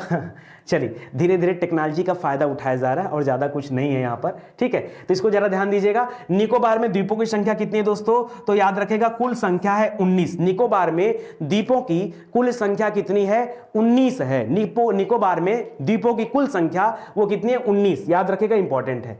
भारत में कौन सा संघ राज्य क्षेत्र आकार में सबसे बड़ा है। दोस्तों बहुत बहुत बेहतरीन क्वेश्चन है, कौन सा संघ राज्य क्षेत्र सबसे बड़ा है ये आपको बताना है। यहां दे रहा लक्षद्वीप, पांडिचेरी, दमन और दीव और चंडीगढ़, कौन सा सबसे बड़ा है, तो सबसे बड़े में तो दोस्तों आता है आपका दिल्ली। दिल्ली का तो नाम ही यहां पे नहीं दिया है, अच्छा दिल्ली का नहीं दिया है। फिर दादरा नगर हवेली वगैरह वो भी बड़े हैं, उसका भी नाम नहीं दिया है। उसके बाद अगर किसी का नंबर आएगा तो आप जानते हैं किसका नंबर आएगा, पुदुचेरी का नंबर आएगा, पांडिचेरी या पुदुचेरी का नंबर आएगा, ठीक है। तो पुदुचेरी क्या हो जाएगा आपका सही उत्तर हो जाएगा, पुदुचेरी क्या हो जाएगा आपका सही उत्तर हो जाएगा। देखिए पांडिचेरी अब मत बोलिए क्योंकि पांडिचेरी का नाम बदल चुका है, अब इसको हम लोग बुलाते हैं पुदुचेरी। क्या बुलाते हैं, पुदुचेरी बुलाते हैं। जैसे जो हम लोग उड़ीसा पढ़ते थे ना, अब उड़ीसा नाम नहीं है, अब इसका नाम बदल गया, अब इसका नाम हो गया ओडिशा। क्या हो गया है, ओडिशा हो गया, ठीक है। तो इस सबको याद रखिए, ये काफी इंपॉर्टेंट सेगमेंट है, इसको ध्यान रखिएगा, ठीक है। चलिए आगे बढ़ते हैं दोस्तों, आगे देखिए। अच्छा एक चीज आपको और पता है, ये जो दमन दीव था ना, ये दमन दीव का विलय हो गया किसमें, ये दादरा और नगर हवेली में जाकर मिल गया, दादरा और नगर हवेली में जाकर के ये मिल गया है, ठीक है, इसका विलय हो चुका है। तो आप लोग इसके भी रिगार्डिंग चीजें आप याद रखिएगा, ठीक है। चलिए आगे बढ़ते हैं। निम्नलिखित में से किस देश के साथ भारत की अंतरराष्ट्रीय सीमा नहीं लगती, किसके साथ सीमा नहीं लगती है। देखिए पाकिस्तान के साथ सीमा लगती है और भारत के 4 राज्य सीमा भी बनाते हैं। बांग्लादेश के साथ सीमा लगती है और बांग्लादेश के साथ 5 राज्य सीमा बनाते हैं। भूटान के साथ सीमा लगती है, भूटान के साथ 4 राज्य सीमा बनाते हैं, ठीक है। श्रीलंका दोस्तों, श्रीलंका जलीय सीमा से घिरा हुआ है, यह अंतरराष्ट्रीय सीमा इसके साथ हम नहीं बनाते हैं, याद रखेगा। तो यहां जो हमारा उत्तर हो जाएगा वो उत्तर क्या होगा, श्रीलंका आपका उत्तर हो जाएगा, श्रीलंका उत्तर हो जाएगा, ठीक है। श्रीलंका क्या है आपका सही उत्तर हो जाएगा। देखिए एक बच्चे ने कहा कि 26 जनवरी को क्या किया गया था, 26 जनवरी को दमन दीव को दादरा और नगर हवेली में मिला लिया गया था, 26 जनवरी 2020 को। बहुत सही मेरे भाई, बहुत अच्छी बात, ठीक है। देखिए आप लोग एकदम अलर्ट हो, एक्टिव हो, अच्छा लगता है मुझे जब आप इतने एक्टिविटी के साथ जवाब देते हैं, ठीक है। एक बार वीडियो को शेयर करिए ताकि ज्यादा से ज्यादा लोग लाइव जुड़ जाएं, निवेदन है आप सभी से, ठीक है। सोचिए इतनी बड़ी क्लास में भी आकर के आपसे निवेदन ही करना पड़ता है, ठीक है। थोड़ा सा आप वीडियो को आगे बढ़ाइए ताकि ज्यादा से ज्यादा बच्चे इसके बारे में जाने समझे, ठीक है। चलिए आगे देखते हैं दोस्तों। भारत ने पृथ्वी के धरातल का कितना प्रतिशत घेरा हुआ है, ठीक है। भारत ने पृथ्वी के धरातल का कितना प्रतिशत घेरा हुआ है। देखिए यहां पर भी आपसे 2 प्रश्न पूछे जाते हैं, एक तो घेराव पूछता है जो क्षेत्रफल की बात कर रहा है, तो कभी क्षेत्रफल में याद रखेगा दोस्तों 2.4%, ठीक है। 2.4% क्या होता है, वो घेरे रहता है। अगर आप उसकी बात करेंगे तो, और उसी की जगह दोस्तों, उसी की जगह अगर आप ध्यान रखेंगे जनसंख्या की बात कर दे, क्योंकि अक्सर आपसे परीक्षा में यह भी पूछा जाता है, जनसंख्या के बारे में पूछता है कि कितने प्रतिशत जनसंख्या उस पर निवास करती है, तो 17.5%, कितना 17.5%। तो दोनों चीज याद रखेगा। जैसे अगर हम जमीन की बात करें, देखिए कितना प्रश्न बनता है, 1-2 प्रश्न एक्स्ट्रा भी याद रखिए भारत के परिप्रेक्ष्य में। जैसे भारत जो है दोस्तों, अगर हम क्षेत्रफल की दृष्टि से देखें तो पूरे दुनिया में कौन सा स्थान है, तो आप कहोगे क्षेत्रफल की दृष्टि से देखने में भारत का स्थान आता है 7वां। कौन सा आता है, 7वां। अब आप कहोगे सर अगर हम जनसंख्या की दृष्टि से देखें, जनसंख्या की दृष्टि से देखें तब भारत का स्थान कौन सा आता है, तब आता है इसका स्थान दूसरा। कौन सा स्थान आता है, दूसरा। एक तो इसको याद रखेगा, क्षेत्रफल की दृष्टि से 7वां स्थान आता है, ठीक है, लेकिन जमीन भारत के पास पूरे दुनिया की कितनी प्रतिशत है, तो याद रखेगा दोस्तों केवल 2.4%। कितनी, केवल 2.4%। तो ये उत्तर आपका सही हो जाएगा। जनसंख्या में जो दूसरा स्थान आ रहा है, 133 करोड़ जनसंख्या जो भारत की है, 102 स्थान जो आ रहा है, या कुछ भी यहां पर हो लेटेस्ट आंकड़ा, क्योंकि अब आने वाला है 2021 में जनगणना आपकी चल रही है, ठीक है। ये कितना है, तो ये लिया दिया जाता है 17.5%। कहीं कहीं पर आप 17.7% भी पाएंगे, कहीं कहीं पर आप 17.5% भी पाएंगे। ठीक है, 17.5 या 17.7%, इसको भी आप याद रखेगा। ये दोनों तीनों पॉइंट बहुत इंपॉर्टेंट है, बहुत ज्यादा इंपॉर्टेंट है, ये अक्सर करके आपसे पूछ लिए जाते हैं। आगे बढ़ते हैं। कह रहा भारत का विश्व में क्षेत्रफल के आधार पर कौन सा स्थान है, पूछ ही दिया आखिर में। क्षेत्रफल की दृष्टि से जो सबसे बड़ा देश है दोस्तों कौन सा, रूस है, फिर आपका कनाडा है, फिर आपका चीन है, फिर आपका अमेरिका है, फिर आपका ब्राजील है। कौन सा है, ब्राजील है, फिर आपका ब्राजील है। ब्राजील 5वें नंबर पे, ये 4थे नंबर पे है। ठीक है, ये 3रे पे है, ये 2रे पे है, ये पहले पे है। ठीक है, और आपका 6वें नंबर पे कौन है, ऑस्ट्रेलिया है। 6वें नंबर पे कौन है दोस्तों, ऑस्ट्रेलिया है। ठीक है, कल हम लोगों ने बहुत पढ़ा ऑस्ट्रेलिया के बारे में। 7वें नंबर पे कौन सा है, भारत है। 7वें नंबर पे भारत है। तो याद रखेगा क्षेत्रफल की दृष्टि से जो भारत का स्थान है वो 7वां स्थान है। कौन सा है, 7वां स्थान है, जिसको भी आप याद रखेंगे। अंडमान और निकोबार तथा लक्षद्वीप समेत भारत की कुल तटीय रेखा की लंबाई कितनी है। दोस्तों तटीय रेखा में खूब प्रश्न आते हैं, मतलब झोर झोर के आपसे परीक्षा में प्रश्न पूछता है, बहुत ज्यादा पूछता है। ठीक है, सिंपली आपसे पूछा है कि तटीय रेखा में कितने स्थान मतलब कितने किलोमीटर आते हैं। ठीक है, तो जो भारत की तटीय रेखा अगर एक्यूरेट की बात करेंगे दोस्तों तो वो है 7516 किलोमीटर। तो यहां पर जो नियर बाई ऑप्शन है वो है 7500 किलोमीटर का। लेकिन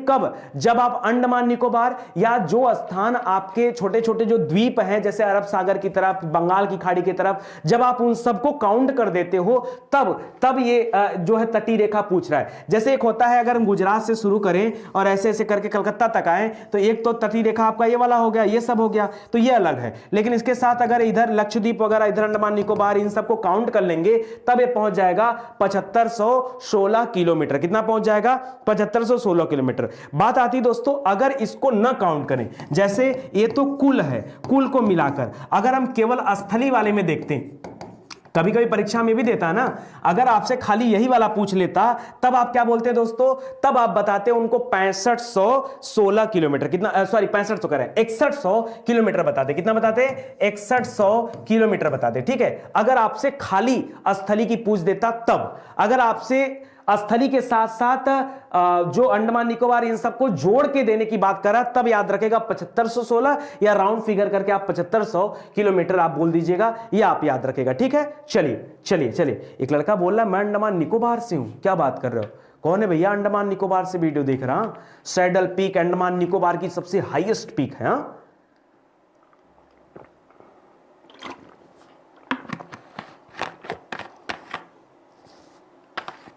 कौन गलत कमेंट कर रहा है, चलो आओ, चलो बहुत बढ़िया बात। चलिए आगे देखते हैं दोस्तों। अगला देखिए, भारत की समुद्री सीमा तटीय किनारे से कितनी दूर तक समुद्री क्षेत्र में फैली हुई है। दोस्तों एक चीज आपको बताऊं, अगर भारत की तटीय सीमा की बात करूं तो दोस्तों कहा जाता है कि 12 नॉटिकल मील, क्या 12 नॉटिकल मील, कितना 12 नॉटिकल मील को शॉर्टकट में एनएम लिखा जाता है, या आप इसको अगर किलोमीटर में कन्वर्ट करेंगे दोस्तों तो ये हो जाएगा 22.2 किलोमीटर। ठीक है, 12 नॉटिकल मील कहिए चाहे 22.2 किलोमीटर कहिए, यहां तक भारत की तटीय सीमा रेखा माना जाता है। मान लीजिए दोस्तों ये गुजरात है। अब गुजरात आप कभी जाएंगे तो गुजरात में समुद्री तट के किनारे जाइएगा, वहां पर एक फेमस जगह है जिसका नाम है द्वारिका नगरी।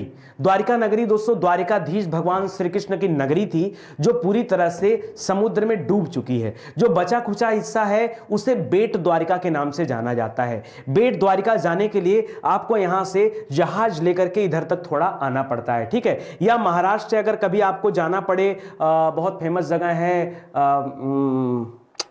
बहुत फेमस जगह है यार, महाराष्ट्र से जाते हैं ताज होटल जहां पर है, वहीं से आपकी नाव वगैरह मिलती है, और एलिफेंटा आपको जाना पड़े या बॉम्बे हाई वगैरह जाना पड़े तो आपको इधर आना पड़ेगा। ठीक है दोस्तों, तो 12 नॉटिकल मील ये भारत की समुद्री सीमा माना जाता है। वहां कोई व्यक्ति जा सकता है, इंटरटेन कर सकता है, घूम टहल सकता है, वहां तक कोई दिक्कत नहीं होती। लेकिन जैसे ही 12 नॉटिकल मील आप आगे क्रॉस करते हैं फिर आपको वहां पर स्पेशल आईडी दिखाना पड़ता है, अपना परमिशन दिखाना पड़ता है, पास दिखाना पड़ता है, ये सभी चीजें आप याद रखेगा, तो वो चीजें भी होती हैं, ठीक है। तो ये पहला स्टेप होता है, ये पहला स्टेप होता है 12 नॉटिकल मील। दूसरा स्टेप यहां से 12 नॉटिकल मील होता है, और अगर आप स्टार्टिंग से चेक करेंगे तो 24 नॉटिकल मील हो जाएगा, शुरुआत से 12 इसका जोड़कर, और उसके बाद लास्ट में होता है 200 नॉटिकल मील। यहां तक क्या होता है, 200 नॉटिकल मील वाले क्षेत्र में जाएंगे तो वहां पर वैज्ञानिक अनुसंधान के कार्य किए जाते हैं। हमारी इंडियन नेवी की जो बड़ी बड़ी गश्त करने वाली जहाजें होती हैं, वो पानी वाली जहाजें यहां पर रहती हैं,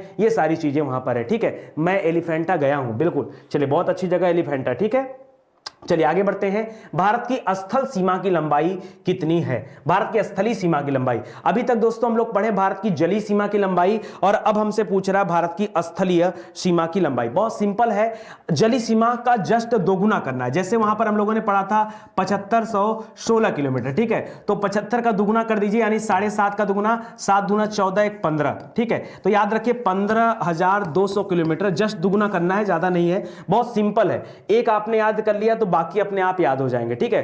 7516 पहले वाले में था, इसमें हो जाएगा 15,200 किलोमीटर। अगर मैं किसकी बात कर रहा हूं, यह स्थलीय सीमा की बात कर रहा हूं, किसकी बात कर रहा हूं, स्थलीय सीमा की बात कर रहा हूं, तो याद रखेगा दोस्तों यहां पर हो जाएगा 15,200 किलोमीटर। बहुत बहुत इंपॉर्टेंट है, इसको याद रखेगा, ठीक है। एक चीज और कभी कभी पूछता है, जैसे आपको ऐसे और ऐसे पूछ देता है, ठीक है, तो इसका आंकड़ा भी आपको याद होना चाहिए, इसका आंकड़ा भी बहुत इंपॉर्टेंट है। जैसे अगर आपसे पूरब से पश्चिम पूछ लिया, पूरब से पश्चिम, इसको हटा दो ना, जैसे आपसे क्या पूछ लिया दोस्तों, पूरब से पश्चिम। अब देखिए ये पूरब इधर है, पूरब इधर है, ठीक है, और पश्चिम इधर है। तो पूरब से अगर पश्चिम पूछा तो याद रखिए दोस्तों 2933 किलोमीटर। कितना? 2933। ये पूरब से पश्चिम की होती है। और अगर आप इसके अलावा दूसरा वाला देखेंगे, ठीक है, तो वो हो जाएगा उत्तर से दक्षिण, ये हो जाता है 3214 किलोमीटर। एक बार इसको चेक करिएगा, सही है, 3214। देखिए कितने होते हैं, ठीक है, 3214 लिख लीजिए, ये उत्तर से दक्षिण होते हैं, ठीक है।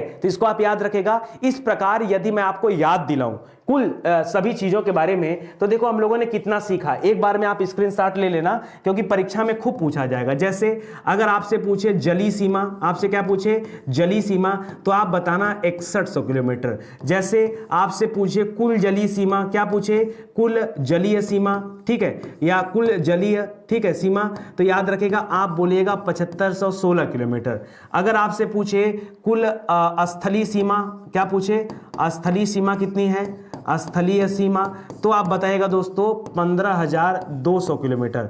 अगर आपसे पूछे पूरब से पश्चिम, पूरब से पश्चिम, पूरब से पश्चिम पूछे, तब बताइएगा आप 2933 किलोमीटर।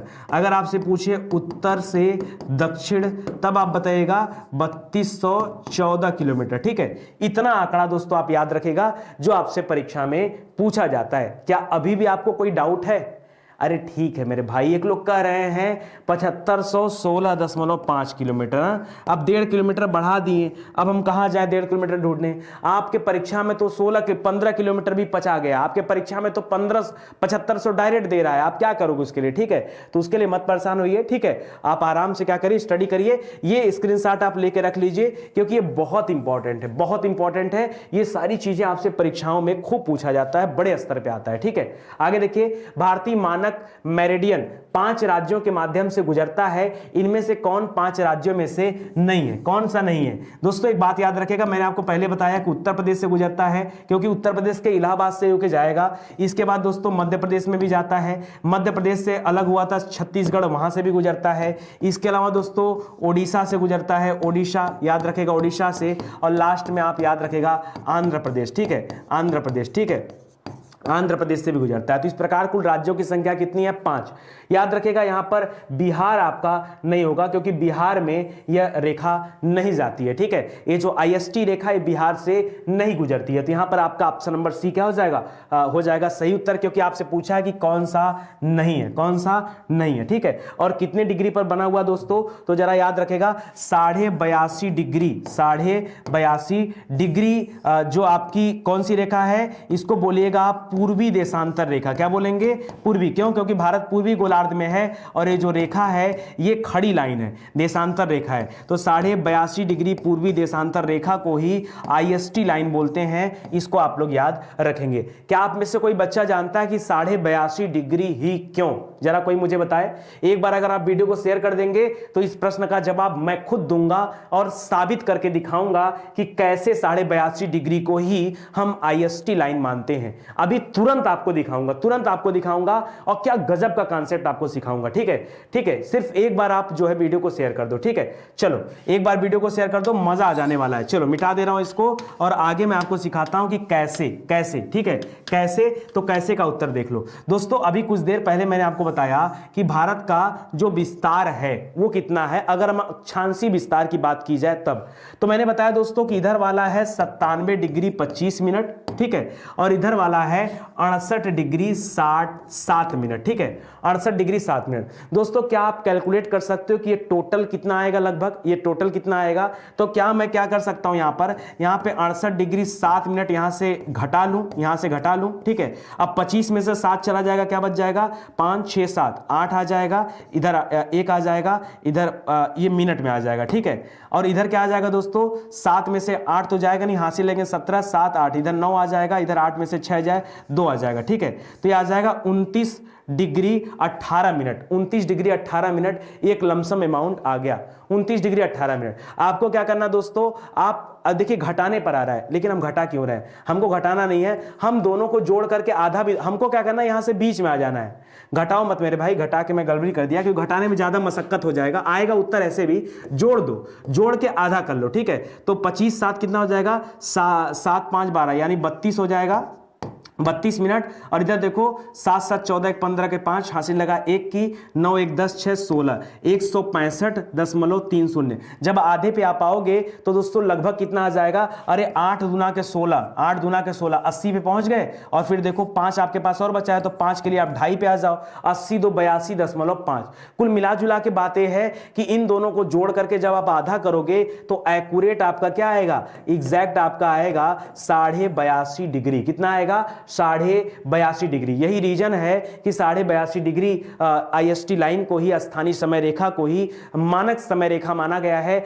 और यह लंदन में जो ग्रीनविच है वहां से 5.5 घंटा आगे चलता है। ठीक है, तो इसको याद रखेगा समय, यानी लंदन में अगर 12 बज रहा होगा तब इस समय भारत में कितना बज रहा होगा? 5:30 बज रहा होगा। ठीक है, तो इसको भी याद रखेंगे। जैसे इस समय लंदन में कोई पूछे कितना बज रहा है, तो इस समय अभी सुबह के लंदन में कितना बज रहा होगा? 11 बज रहा होगा। कितना बज रहा होगा दोस्तों?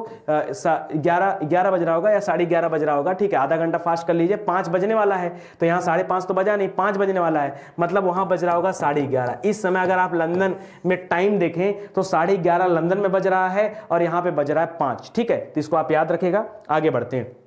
भारत की सीमाएं कितने देशों के साथ लगती है? बहुत सिंपल सा क्वेश्चन पूछा है, भारत की सीमा कितने देशों के साथ लगती है? तो देखिए सबसे पहले आप एक साइड से गिनते जाइए।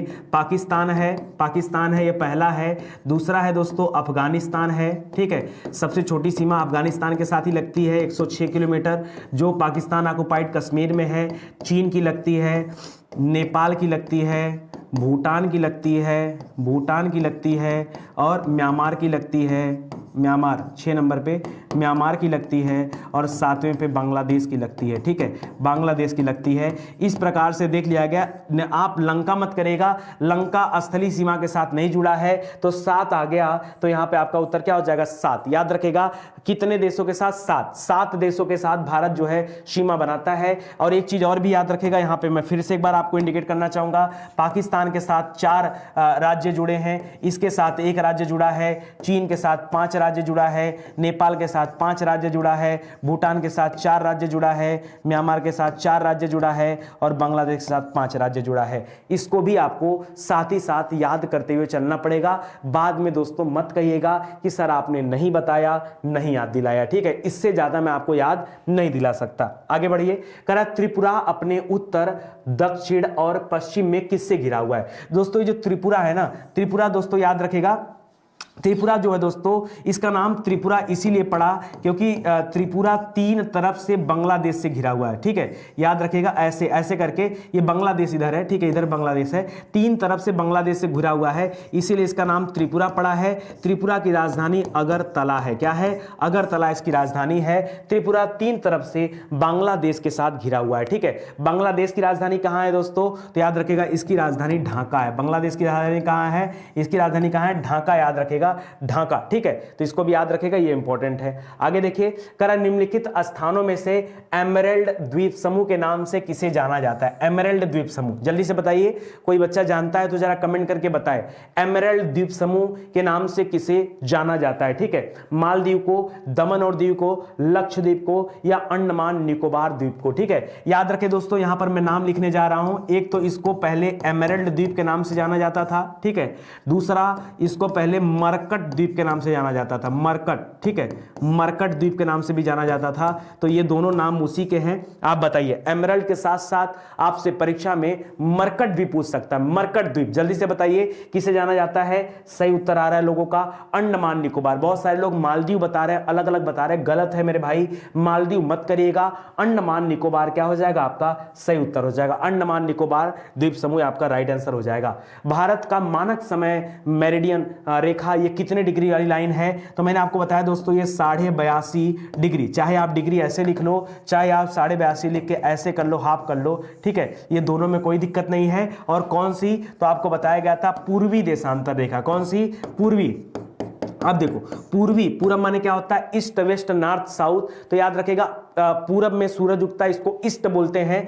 तो याद रखेगा, तो ये 82.5 डिग्री जो ई माने ईस्ट, ठीक है, पूर्वी देशांतर रेखा है, यही भारत की मानक समय रेखा है, ठीक है। तो इसको याद रखेगा, ये इंपॉर्टेंट है। आगे देखिए, कौन सा जलकाय अंडमान द्वीपों को निकोबार द्वीपों से अलग करता है? जलकाय मतलब दोस्तों पूछ रहा है कौन सी जो है चैनल है, ठीक है, कौन सा चैनल है जो अंडमान द्वीप को निकोबार द्वीप से अलग करता है, ठीक है, अंडमान को निकोबार से अलग करता है, ठीक है। जल्दी से एक बार वीडियो को शेयर कर दो मेरे भाई, मजा थोड़ा सा कम आ रहा है, थोड़ा सा मजा कम आ रहा है, याद रखेगा, ठीक है। 10 डिग्री जो चैनल है दोस्तों, ये अंडमान को निकोबार से अलग करता है। 10 डिग्री चैनल ये अंडमान को निकोबार से अलग करता है। बिल्कुल सही है, जो लोग बता रहे हैं बिल्कुल सही है, बहुत बहुत अच्छी बात। देखिए, आप इतना जानते हो, अच्छी बात है, ठीक है। तो 10 डिग्री चैनल आप इसको याद रखेगा, ठीक है। आगे लिख रहा है, निम्नलिखित में से क्या 10 डिग्री चैनल को अलग करता है? तो याद रखिए, 10 डिग्री चैनल किसे अलग करता है? अंडमान और निकोबार को। दोस्तों, ये मालदीव को मीनिंका से अलग करता है 8 डिग्री चैनल, ठीक है, ये 8 डिग्री चैनल है। और यहां इसको अलग करता है 10 डिग्री चैनल, ठीक है। तो इसको भी आप याद रखेगा, ये भी आपका इंपॉर्टेंट हो जाएगा। बाकी कवरत्ती जो दोस्तों, ये लक्षद्वीप की राजधानी है। कवरत्ती क्या दोस्तों? ये लक्षद्वीप की राजधानी है, ये लक्षद्वीप की राजधानी है। कहां पर? कवरत्ती, ठीक है। तो इसको भी आप याद रखेगा, इंपॉर्टेंट है आपके लिए। ओके, चलिए आगे बढ़ते हैं। आगे दे रहा है, नदी द्वीप कौन सा है? आप सभी को पता है, बैरन, बैरन आइलैंड। दोस्तों, अगर हम भारत की बात करें तो देखिए 2 आइलैंड हैं, बहुत फेमस हैं। एक का नाम है बैरन आइलैंड, क्या नाम है? बैरन है। एक का नाम है नारकोंडम, ठीक है। बैरन और नारकोंडम, ये 2 आइलैंड है जो भारत के ज्वालामुखी द्वीप कहे जाते हैं। क्या कहे जाते हैं? ज्वालामुखी द्वीप कहे जाते हैं, क्योंकि यहां आज भी थोड़े मात्रा में बहुत एक्टिव ज्वालामुखी यहां पर नहीं है, वोल्केनो नहीं है, ठीक है। एक तो समाप्त अवस्था में है और एक में थोड़े मोड़े एक्टिव वाले बचे हैं, थोड़े मोड़े, ठीक है। याद रखेगा, ये अंडमान निकोबार वाले लोकेशन में पड़ता है, अंडमान निकोबार में के पास में है, ठीक है। इसको याद रखेगा, ये है, ठीक है। तो ये नदी द्वीप नहीं है। नदी द्वीप मतलब कौन? नदी के माध्यम से द्वीप बनाया गया है। मैंने आपको बताया, द्वीप का तात्पर्य यह होता है कि एक ऐसा भूखंड जो चारों तरफ से जल से घिरा हो, उसे द्वीप कहा जाता है, ठीक है। तो ये तो नहीं होगा। सालसेट, सैलसेट द्वीप नहीं दोस्तों, इसको हम लोग बोलते हैं सालसेट द्वीप, ठीक है। सालसेट द्वीप पर ही दोस्तों महानगरी मुंबई बसी हुई है। कौन सी? मुंबई जो महानगरी है, ये कहां बसी हुई है? ये सालसेट द्वीप पर बसी हुई है। तो ये भी समुद्र के में है, बैरन भी समुद्र में है। माजुली दोस्तों, ये असम के पास में सबसे बड़ा नदी द्वीप है और सबसे बड़ा नदी द्वीप का जिला भी है, ठीक है। याद रखेगा, ब्रह्मपुत्र नदी के द्वारा बनाया गया है ये माजुली द्वीप, इसको याद रखेगा, ये इस प्रश्न का सही उत्तर हो जाएगा। बाकी रास द्वीप, ठीक है, रास रास द्वीप दोस्तों ये भी अंडमान निकोबार में है। अब रास द्वीप का नाम बदल दिया गया है, ठीक है, रास द्वीप का नाम बदल करके क्या रख दिया गया है, सुभाष चंद्र बोस द्वीप। क्या रख दिया गया है, सुभाष चंद्र बोस द्वीप रख दिया गया है। यह भी आप याद रखेंगे, ठीक है। चलिए बहुत अच्छी बात, अब आप धीरे धीरे कॉन्सेप्ट पकड़ रहे हैं, ठीक है। आगे बढ़ते हैं। अगला लिख रहा है भारत का सबसे दक्षिणी छोर कौन सा, भारत का सबसे दक्षिणतम छोर, ठीक है। तो अगर दोस्तों इंदिरा कॉल की बात करें तो इंदिरा कॉल मैंने आपको पढ़ा है कि सबसे उत्तर में है, गुहार मोती या गुहार मोता ये सबसे पश्चिम में है, उसके बाद कीबीथू ये सबसे पूर्व में है, इंदिरा पॉइंट ये दक्षिण में है। और आपसे प्रश्न में पूछा है दक्षिण, तो यहां इस प्रश्न का सही उत्तर क्या हो जाएगा, इंदिरा पॉइंट आपका राइट आंसर हो जाएगा। इंदिरा पॉइंट क्या हो जाएगा, आपका सही उत्तर हो जाएगा। आगे देखिए, निम्नलिखित केंद्रशासित क्षेत्रों में सर्वाधिक बड़ा आकार किसका है, चंडीगढ़, लक्षद्वीप, दमन दीव और पुदुचेरी। तो याद रखें इन सभी में तो यार पांडिचेरी ही बड़ा है, पुदुचेरी ही बड़ा है। ये प्रश्न हम लोग पीछे भी कर चुके हैं, तो मुझे नहीं लगता कि यहां पर ज्यादा समय देना चाहिए। बस्तर एक आदिवासी जिला है जो किस राज्य में स्थित है, बस्तर जो एक आदिवासी जिला है ये किस राज्य में स्थित है दोस्तों, तो बस्तर पड़ता है छत्तीसगढ़ में। कहां पर पड़ता है, बस्तर याद रखेगा रायपुर के पास में छत्तीसगढ़ में पड़ता है बस्तर जिला, ठीक है। एक आदिवासी जिला है बस्तर, ठीक है। और आदिवासियों के साथ साथ ये नक्सल प्रभावित जिला भी है, इसको भी याद रखेगा, नक्सल प्रभावित जिला भी है, ध्यान दीजिएगा।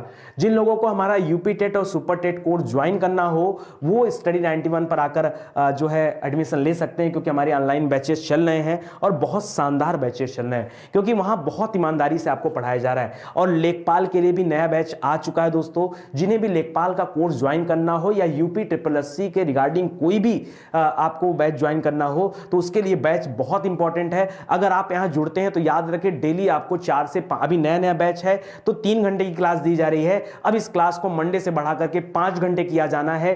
डेली 5 घंटे की क्लास दी जाएगी, यहां पर कुछ भी नहीं बचेगा, एक छोटा सा कॉन्सेप्ट भी बचने वाला नहीं है, सब अच्छा से हो जाएगा कवर, ठीक है। बाकी यूपीएसआई का बैच भी दोस्तों मंडे से हम लोग स्टार्ट कर रहे हैं, तो जिन्हें एडमिशन लेना होगा वो एकदम एक्टिव रहेंगे, इसके लिए भी एडमिशन सेशन चालू होने वाला है, ठीक है। आगे बढ़ते हैं।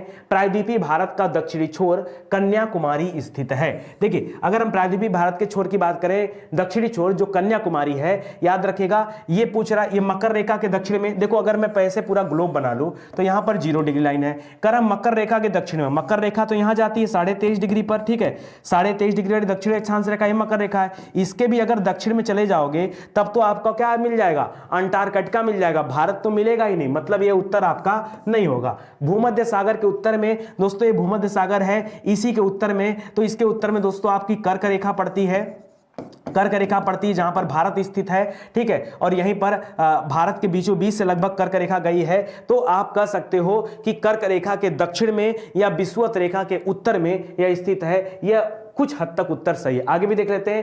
कर्क रेखा के उत्तर में, यही उत्तर लिख के गलत कर दिया, क्योंकि कर्क रेखा के उत्तर में चले जाएंगे तो उत्तरी ध्रुव मिल जाएगा। ये उत्तर न करके अगर ये दक्षिण लिखा होता तब ये ऑप्शन क्या हो सकता था, सही हो सकता था। भूमध्य रेखा के दक्षिण में नहीं, दक्षिण नहीं जाना है, भूमध्य के उत्तर में, याद रखेगा आपका ऑप्शन नंबर 2 सही हो जाएगा। ये कहो कि इतने अच्छे से आपको पढ़ाया गया है कि आप इस प्रश्न का उत्तर कल ले जा रहे हैं। निम्नलिखित में से कौन सा विकल्प पश्चिमी घाट का सर्वोच्च शिखर है? बहुत अच्छा प्रश्न है दोस्तों। पश्चिमी घाट का सर्वोच्च शिखर कौन सा है, ठीक है। ऐसे अगर हम भारत की परिप्रेक्ष्य में बात करते हैं तो अलग अलग मिलता है, ठीक है। लेकिन अगर हम दक्षिण भारत की तरफ जाएं और वहां सबसे ऊंचे शिखर के बारे में बात करें तो एक चीज और याद रखें दोस्तों, ये जैसे गुजरात है, गुजरात से जब आगे बढ़ेंगे तो ये महाराष्ट्र है और यहीं से कहानी शुरू हो जाती पश्चिमी घाट की, ठीक है। और पूरा दक्षिण तक गया हुआ है। पश्चिमी घाट की जो सबसे ऊंची चोटी है उसका नाम है अन्नाईमुड़ी। क्या नाम है? अन्नाईमुड़ी। ये अन्नाईमुड़ी जो चोटी है ये अन्नामलाई पर्वत की चोटी है। किसकी चोटी है? कलर चेंज कर दूं थोड़ा। ये अन्नामलाई पर्वत है दोस्तों। अन्नामलाई पर्वत की सबसे ऊंची चोटी का नाम ही क्या है? अन्नाईमुड़ी है। क्या नाम है? अन्नाईमुड़ी है, ठीक है। अन्नाईमुड़ी है, तो इसको याद रखिएगा, ये आपका इंपॉर्टेंट हो जाएगा, ठीक है। तो यहां पर पहला वाला आपका उत्तर क्या हो जाएगा? यही उत्तर आपका सही हो जाएगा। कभी कभी परीक्षा में दोस्तों ये भी पूछता है कि दूसरी सबसे ऊंची चोटी कौन सी है, तो सबसे ऊंची हो गया पहले नंबर पे। दूसरा पूछे तो याद रखिएगा नीलगिरी पर्वत है दोस्तों, नीलगिरी पर्वत है। उस पर्वत की सबसे ऊंची चोटी है जिसका नाम है दोद्दा बेट्टा। क्या नाम है? दोद्दा बेट्टा। दोद्दा बेट्टा याद रखेगा, यह भी इंपॉर्टेंट है, ठीक है। तो इसको भी याद रखेगा, दक्षिण भारत वाले हैं सब। आगे कह रहा है कि निम्नलिखित में से कौन सा विकल्प लघुत्तर, लघुत्तर में ऐसे कर लीजिएगा, लघुत्तर हिमालय में पर्वत की सबसे लंबी पर्वतमाला है। देखिए अगर हम उत्तर की तरफ जाएं तो देखिए वहां 3 तरह के हिमालय हैं। जैसे पहला हिमालय दोस्तों जहां बहुत ऊंची ऊंची चोटियां हैं और इनका नाम दिया गया बृहद हिमालय, ठीक है, बृहद हिमालय या फिर ट्रांस हिमालय कहा गया, बृहद हिमालय या फिर ट्रांस हिमालय जहां बहुत ऊंची चोटियां हैं। फिर थोड़ा मीडियम लेवल की चोटियां हैं, ठीक है, इनको बोला गया लघु हिमालय, ठीक है। फिर उसके नीचे आएंगे दोस्तों तो फिर श्रेणियां हैं जिनको बोला गया शिवालिक हिमालय। क्या बोला गया? शिवालिक। ये आपके मुख्यतः 3 तरह की वहां पर हिमालय वाले स्थान पर यहां मिलेंगे, ठीक है। आपसे पूछ रहा है लघुत्तर हिमालय की सबसे ऊंची चोटी, ठीक है। अगर आप इस वाले बेल्ट में जाते हो तो बहुत सारे Karakoram, K2, O2, Godwin, Austin सब यहीं पे मिल जाएंगे। यहां पर आपसे पूछा लघुत्तर वाले में तो याद रखेगा लघुत्तर में आपका पीर पंजाल श्रेणी है, ठीक है। शिवालिक वाला कहां जाएगा? शिवालिक तो एकदम लास्ट में आ जाएगा। ये धौलाधर, महाभारत ये इसमें आ जाएंगे बृहद वाले में। याद रखेगा पीर पंजाल श्रेणी जो दोस्तों, पीर पंजाल श्रेणी ये लघुत्तर हिमालय की सबसे ऊंची लंबी और ऊंची पर्वतमाला है। तो यहां पर याद रखेगा ये आपका 33 में तीसरा वाला आपका ऑप्शन सही हो जाएगा। करा कि यूरेशियाई प्लेट और भारतीय प्लेटों के टकराव पर सिकुड़न के परिणाम स्वरूप निर्मित लंबवत घाटियां हैं। दोस्तों क्या हो रहा था? देखिए एक तरफ से क्या आ रहा था, यह आपका यूरेशियम प्लेट आ रहा था, यह आपका यूरेशियम प्लेट आ रहा था, दूसरी तरफ से भारतीय प्लेट आगे बढ़ रहा था। यहां से क्या जा रहा था? भारतीय प्लेट आगे बढ़ रहा था। अब ये दोनों प्लेट जाकर के दोस्तों टकरा गए, क्या हो गए? टकरा गए। अब जाहिर सी बात है अगर 2 प्लेट ऐसे टकरा जाएंगे तो टकराने पे कहीं ना कहीं मुड़ाव होगा, सिकुड़न होगा। उसी सिकुड़न को क्या नाम दिया जाता है दोस्तों? रिड्ज, रेंस, क्रेटर, डंस। उसको क्या बोलते हैं? डंस बोलते हैं। क्रेटर किसे कहा जाता है? जो ज्वालामुखी होता है ना, ज्वालामुखी के जो सबसे ऊपर का हिस्सा होता है उसको क्रेटर बोलते हैं। काल्डेरा, क्रेटर वहां पे होता है, यहां पे नहीं, ठीक है। तो याद रखिएगा आपका यहां उत्तर क्या हो जाएगा? डंस आपका राइट उत्तर हो जाएगा, ठीक है। आगे देखिए प्रायद्वीपीय पहाड़ी मैदान की एक अनोखी विशेषता काली मिट्टी का क्षेत्र है जिसे कहा जाता है। किसकी? प्रायद्वीपीय पहाड़ी मैदान के काली विशेषता वाला क्षेत्र काली मिट्टी का क्षेत्र है दोस्तों। इसे दक्कन ट्रैप कहते हैं। क्या कहते हैं? छोटा नागपुर मत कहिएगा, छोटा नागपुर दोस्तों इसको भंडार कहा जाता है, धातुओं का भंडार है, ठीक है। ये सबसे धनी जगह माना जाता है भारत का। लेकिन दक्कन ट्रैप जो दोस्तों, दक्कन ट्रैप थोड़े मोड़े में नहीं, 5 लाख वर्ग किलोमीटर में फैला हुआ है क्षेत्र है, 5 लाख वर्ग किलोमीटर में फैला है क्षेत्र है, ठीक है। दक्कन ट्रैप जहां काली मिट्टी के क्षेत्र हैं, यह महाराष्ट्र, कर्नाटक, गुजरात वगैरह वाले बेल्ट में है, इसको आप याद रखेगा। तो यहां पर आपका जो सही उत्तर होगा वो दक्कन ट्रैप होगा, यह आपका राइट आंसर होगा, ठीक है। प्रायद्वीपीय भारत की सबसे ऊंची चोटी, ये तो मैं आपको बता ही चुका हूं। सबसे ऊंची चोटी कौन सी है? अन्नाई मुड़ी चोटी है, अन्नामलाई पर्वत की। दूसरे नंबर पे दोद्दा बेट्टा है, वो नीलगिरी पर्वत की है, ठीक है। उटक मंडल या उटक मून दोस्तों ये एक फेमस टूरिस्ट स्पॉट है, ठीक है। याद रखेगा दक्षिण भारत में उटक मंडल यहीं पर ऊंटी पड़ता है, ठीक है। तो इसको भी याद रखेगा। कौन सा पठार भारत की खनिज या दिल के देश के रूप में जाना जाता है? अभी अभी मैंने बताया कि दोस्तों खनिज संसाधनों का भंडार है, बहुत ज्यादा भंडार है। और वह स्थान कौन सा है? छोटा नागपुर है। कौन सा है? छोटा नागपुर का पठार जो है, ये महाराष्ट्र वाला नागपुर मत करिएगा, छोटा नागपुर का पठार ये झारखंड छत्तीसगढ़ के बेल्ट के पास पड़ता है, ठीक है। तो इसको याद रखेगा। ऑप्शन नंबर 2 यहां पर क्या हो जाएगा? सही हो जाएगा। इनमें से कौन सा महान हिमालय या हिमाद्री में पर्वत शिखर नहीं है? कौन सा पर्वत शिखर नहीं है आपको यह बताना है, ठीक है। इनमें से कौन सा महान हिमालय या हिमाद्री में पर्वत शिखर नहीं है, ठीक है। अब देखिए महान हिमालय में ट्रांस हिमालय जो मैंने आपको बताया कि सबसे ऊपर वाले में कौन सा नहीं है, ठीक है। कंचनजंगा, ठीक है, कंचनजंगा ये तो वहीं पड़ेगा, माउंट मकालू, नाग टिब्बा और नंदा देवी, ठीक है। दोस्तों कौन सा नहीं? कंचनजंगा भी उसी का हिस्सा है, ठीक है, और नाग टिब्बा हो गया और नंदा देवी, ठीक है। जल्दी से इसका उत्तर करके आप बताना शुरू करिए। 38वें का उत्तर कौन सा है? जल्दी से बताइए फटाफट, ठीक है। 38वें का उत्तर कौन सा है? जल्दी से बताइए, समय बिल्कुल नहीं है, मजा आ जाएगा, ठीक है। जल्दी से बताइए। देखिए बहुत छोटा सा कॉन्सेप्ट दे रहा है। अभी अभी मैंने आपको बताया कि दोस्तों ये हिमालय पर्वत था, सबसे ऊपर आपका ट्रांस या बृहद वाला हिमालय है, बीच में दोस्तों आपका लघु हिमालय है, ये क्या है? लघु है। फिर आपका शिवालिक हिमालय जो सबसे नीचे है, ये आपका शिवालिक हिमालय, ठीक है। इसके बाद दोस्तों तराई क्षेत्र पर जाते हैं तो उसको याद रखेगा। दोस्तों यहां पर जो कंचनजंगा दे रहा है, कंचनजंगा ये भारत भारत का जो सिक्किम है, सिक्किम और नेपाल के बीच में पड़ता है। कहां पर पड़ता है, याद रखिएगा, सिक्किम भारत का है, सिक्किम की राजधानी गंगटोक है, सिक्किम प्लस नेपाल के बीच में ये क्या पड़ता है, कंचनजंगा पड़ता है। मकालू भी दोस्तों ये ट्रांस हिमालय का हिस्सा है। नाग टिब्बा दोस्तों ये पड़ता हिमालय में ही है, लेकिन ये ट्रांस हिमालय का नहीं, ये लघु हिमालय का हिस्सा है, ठीक है। तो इस वजह से इस प्रश्न का जो उत्तर बनेगा ये नाग टिब्बा बनेगा। नंदा देवी दोस्तों ये आपका ऊंची चोटी है, नंदा देवी, नंगा पर्वत, बहुत ऊंची ऊंची चोटियां हैं, ये सभी जो है बृहद या ट्रांस हिमालय के हिस्से में आती है। तो यहां पर ऑप्शन नंबर 3 दोस्तों ये आपके राइट उत्तर बन जाएंगे, ठीक है। चलिए आगे बढ़ते हैं दोस्तों, आगे पढ़िए। इनमें से कौन सा कम हिमालय या हिमाचल के महत्वपूर्ण पहाड़ी रिसोर्ट्स में से एक नहीं है, ठीक है। याद रखिए कौन सा एक रिसोर्ट्स नहीं है, बाणासुर, चैल, रानीखेत और नैनीताल, ठीक है दोस्तों। याद रखिए इसमें से अगर नैनीताल की बात करें तो आपको पता होगा टूरिस्ट स्पॉट है, आप सभी जानते हैं इसके बारे में। रानीखेत भी है, चैल भी है। बाणासुर दोस्तों ये उत्तरी भारत में है ही नहीं, बाणासुर पड़ता है दक्षिणी भारत में। कहां पर पड़ता है, दक्षिण भारत की तरफ है, बाणासुर यहां पर नहीं पड़ता है, ठीक है। तो इस वजह से इस प्रश्न का राइट आंसर क्या हो जाएगा, बाणासुर क्या हो जाएगा, आपका सही उत्तर हो जाएगा, ठीक है। बाणासुर आपका राइट उत्तर बन जाएगा क्योंकि यहां पर नहीं पड़ता है, ठीक है। चलिए आगे बढ़ते दोस्तों, आगे बढ़ते हैं। आगे देखिए, कह रहा कि वह कौन सा सर्वोच्च पर्वत शिखर है जो पूरी तरह से भारत में स्थित है। देखिए एक वर्ड दे रहा पूरी तरह से, यानी आंशिक रूप से नहीं दोस्तों, पूर्ण रूप से भारत में कौन सा स्थित है ये आपको बताना है। कंचनजंगा ये है तो भारत में, सिक्किम में है, लेकिन इसका एक बड़ा पार्ट जो है वो नेपाल में भी है, नेपाल में भी है। और आपसे पूछा पूर्ण रूप से, इसलिए आप इसको उत्तर मत बोलिएगा। नंदा देवी, केटू और कामेट, ठीक है दोस्तों। नंदा देवी जो पर्वत है आप इसको बोल सकते हैं पूर्ण रूप से भारत में है। गाडविन आस्टीन भी भारत में नहीं है, क्योंकि गाडविन आस्टीन अभी जो पाकिस्तान ऑक्युपाइड कश्मीर है, पीओके वाला एरिया है, ये वहां पर कब्जे में आ जाता है और कामेट भी उधर आ जाता है। तो यहां पर आप ऑप्शन नंबर 2 कर लीजिए, मेरे हिसाब से एक परफेक्ट ऑप्शन है ऑप्शन नंबर 2 नंदा देवी, ठीक है। ये आपका सही उत्तर बनेगा। पश्चिमी घाट है, पश्चिमी घाट क्या है, करे पर्वत है, पठार है, पठारों का ढलान है, पहाड़ियां हैं, ठीक है दोस्तों। पश्चिमी घाट देखा जाए ध्यान से तो पठारों का ढलान है, ठीक है, पठारों का ढलान है पश्चिमी घाट या सह्याद्री की पहाड़ियां, ठीक है। तो इसको याद रखेगा। काराकोरम पर्वत श्रृंखला में सबसे ऊंची चोटी कौन सी है, काराकोरम में पूछ रहा ना, काराकोरम में जरा बताइए। नंदा देवी है, माउंट केटू है, केटू यानी गाडविन आस्टीन है, नंगा पर्वत है, या माउंट एवरेस्ट तो काट ही दीजिए क्योंकि ये नेपाल में पड़ता है, ठीक है। और आपसे काराकोरम की कहानी पूछ रहा है। काराकोरम कहां पड़ता है दोस्तों, ये काराकोरम आपका रहेगा, ये पाकिस्तान वाले साइड में रहेगा, वहां रहेगा, ठीक है। और काराकोरम की जो सबसे ऊंची चोटी है वो है गॉडविन आस्टीन। क्या नाम है, नाम है गॉडविन आस्टीन, ठीक है, गॉडविन आस्टीन, जिसे हम लोग केटू के नाम से जानते हैं। तो इस वजह से यहां पर जो उत्तर है ये माउंट केटू आप सही कर सकते हैं, क्योंकि काराकोरम की सबसे ऊंची चोटी यही है, ठीक है। आगे देखिए, पश्चिमी घाट पर्वत का सर्वोच्च शिखर कौन सा है, ये आपको बता दिया गया है कि अन्नाई मुड़ी, जो अन्नामलाई पर्वत की सबसे ऊंची चोटी है, वही पश्चिमी घाट की सर्वोच्च शिखर है। पोनमुडी दक्षिण भारत का एक छोटा सा हिल स्टेशन है, यह किस शहर के पास स्थित है, यह आपको बताना है।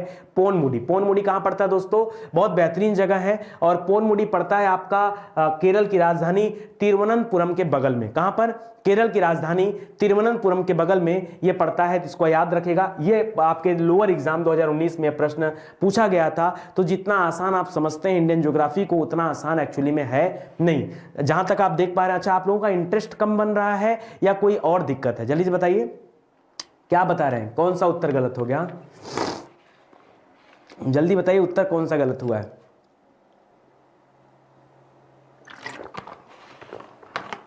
तो फिलहाल तो आपका तिरुवनंतपुरम सही हो जाएगा, सारे उत्तर सही चल रहे हैं, ठीक है।